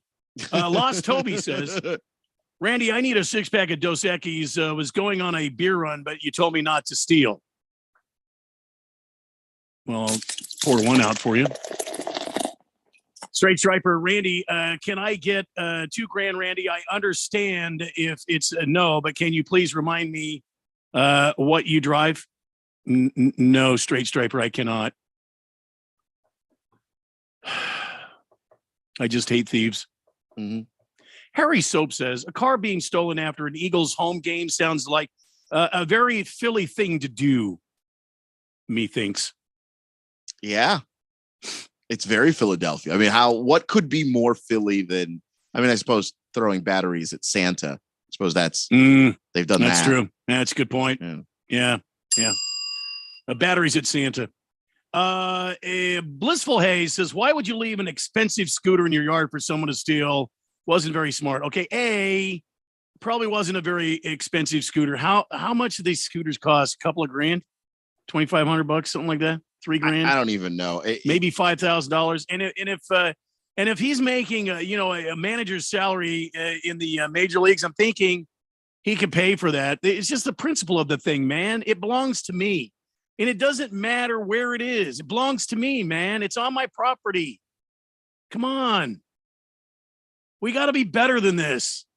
Dr. Danger says, this just in, someone stole 2 of Dak Prescott's footballs. That is all. Dr. Danger. Against the spread says, I'm sick of these excuses about DA.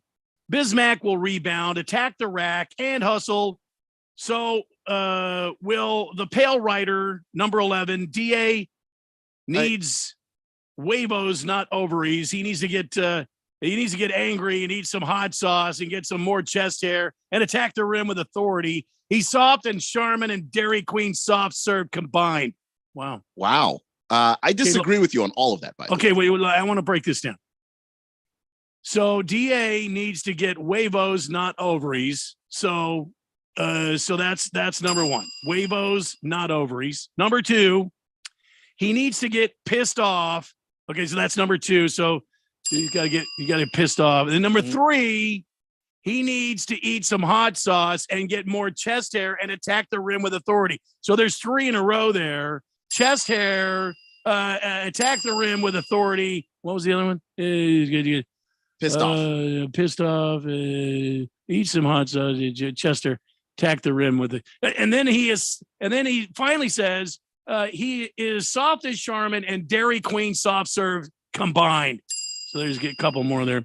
All right, Keon, go ahead with your analysis. I just wanted to make sure I got all those. Of course. I mean, you have to. He put a whole checklist together. You got to at least give him the credit for that there. I disagree. And I disagree on the front that DeAndre Ayton is the player that he is. He doesn't have to attack the rim in the sense that when you give him a post up and he's working and backing down a guy and he decides to turn and finish with that fadeaway, which makes a lot, by the way, that somehow attacking the rim would be better. And the other day, I don't know if you watched it, Bismack Biyombo fouled out in 15 minutes. Okay? You got it. Well, that's because he's pissed. He's got chest hair and he eats hot sauce. Yeah, and apparently he's not soft serve like ice cream. But you know what he also wasn't? On the court. So I'm just saying. Gotta be smart. Yeah, DeAndre Ayton plays a game where they switch him a lot, and he guards. Bismack Biyombo's a very good basketball player. He can't do that. Dario Saric is a very good basketball player. He can't do that. DA does that. And if you want to ship that guy out of town, you tell me who you're going to be putting on, John Morant on a switch and have that center stay in front of him. Good Cat is on the text line. He says maybe Rodgers is hurting for money. The price of hallucinogens has gone up. It's called inflation. Oh, so you're saying that he wants to come back for the $110 million guaranteed so he can buy some more crazy tea. But Aaron Rodgers goes directly to the source. I mean, he goes straight to Peru. Yeah, I was going to say he flies to Peru pretty regularly. I mean, I don't think he needs to. He's not buying it, from a retailer. Thundar, the Santa Barbarian, says Tom Brady is especially unhappy because he got divorced in order to come back for another season, and it ended like this. It was all caps. Ended like this. And he realized Peyton and Elway did it right by walking off after winning a Super Bowl, but Tampa Bay is an arrogant fart. So, well, Elway did it by walking away. Peyton actually tried to come back, and the Broncos were like, no. CK says, guys, come on, with TB12, it's all an act or eating drama to push their podcast. I listen to the podcast. I've listened to it. Not or eating. I'm sorry. Creating drama. I'm sorry. The text line cuts words off at weird spots. Yeah, it's bizarre. I definitely. I thought he was eating drama. It was like, how does it taste, Tom? How's that drama, Tom? No, I dare you to listen to that and hear how sad Jim Gray sounded at the end and tell me that Jim Gray was acting. Maybe Tom was going a bit too far on purpose, but it wasn't Jim. Poor Jim Gray. Jim sounded so sad. Probably in therapy right now. Prison Wallet woke up and said, did someone say prison bitch? Maybe. Hook'em Hottie says, how can Tom Brady be so angry? Have you seen his new hot girlfriend? No, I have not. I haven't either. Because I don't care. Yeah. It's all gossip stuff. I don't know.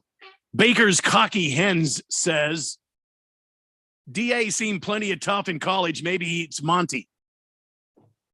Are you saying that when DeAndre was at U of A, he seemed tougher? I don't know about that. I know when he got drafted, that was one of the concerns is how tough is this guy. So I don't know, but I also didn't watch every game of him at Arizona, so I have no idea. We got to hurry here because I got to get on this date in Big George's sports history. Big George says, first he says, isn't Larry Fitzgerald also on that Jim Gray and Tom Brady podcast? He is. Another sweet guy. And he didn't say a word there. Yeah, he was very quiet. Also, wow, that's some pretty unwarranted criticism of DeAndre Ayton. Leave DeAndre Ayton alone. He's just fine. Big George on the other side? Yeah, Big George doesn't want someone cut, traded, and or fired. I am confused. Maybe this is growth. CK, Keon, they switch busy with guards all the time. And I disagree with your that's who he is. So you're telling me players and athletes can't improve or evolve. That's ridiculous. They do switch Bismack with guards all the time. He doesn't play the minutes that DeAndre Ayton plays, as referenced by the fact that he fouled out in 15 minutes the other day. And you know, with the changing who he is, I don't think him being a guy that attacks the basket is an improvement. He makes his shots. He just doesn't make the ones you like. All right, let's do this real fast. On this date in Big George's sports history, back in the year 1982, the 49ers beat the Cincinnati Bengals 26-21 in Super Bowl XVI, handing the 49ers their first ever title. Super Bowl 16 was the first Super Bowl appearance for the San Francisco 49ers and the Cincinnati Bengals, and the first time since Super Bowl III, or III, in which neither competitor had been there before. It was also the first time Super Bowl was held in a cold weather city. It was in the Pontiac Silverdome in Michigan. It was the first NFL game where the telestrator was used by the late, great John Madden. It was also the first Super Bowl in the budding career of Joe Montana, who had guided the 49ers through a 13-win season. There's a whole lot more on here. Dear God, George, it's only a 40-second bed. On this date in Big George's sports history. Back to the text line quickly, because we guarantee that we read all your texts. I've got 2 minutes. Is it 2? I can't see. Just about. Elzar of the Mountain. Keon, love you, but your DeAndre is misplaced. But your love of DeAndre is misplaced. Okay. I mean, I disagree. And I only say that as somebody who I root for a team where my team hasn't had a center that is quality since like 2011. They got Porzingis now, but there was a whole lot of dudes in the middle, and I would have killed for DeAndre Ayton. So don't tell you. Baker's Cocky Hen says, I think people see what could be with Ayton and what we could have had. We could have had Luka instead in the draft. Pacers like Ayton. We could have had Domantas Sabonis in a trade. You could. I mean, I don't know if you could have had Sabonis. But I do know you could have had Luka. But DeAndre Ayton's gone further in his career than Luka has. He's gone to a finals. Luka hasn't done that yet. CK, that was one game busy fouled out. Laughing face emojis. Yeah, I'm just using that as the example. And imagine attacking the rim, getting the foul line, and getting the other team bigs in foul trouble. What a concept. Big George, thanks, Randy and Keon, for reading on this date in Big George's sports history. It was too long, Big George. Thundar, the Santa Barbarian, says Keon's love for DA is fine, but his love for cats is misplaced. And that's all there is for today's edition of the Daily Blender. Sorry, Keon. Cats are underrated. I'm just putting that out there. Coming up at 7 o'clock tonight, AIA boys basketball, Mesquite at St. Mary's. Tomorrow morning, bright and early at 6 a.m., it's Jacobs and Helly over most of these same radio stations. And we'll be back tomorrow at 3 p.m. in the stead of our missing friend, Jeffrey O'Brien. Good night, everybody. My ride smells just right, just right.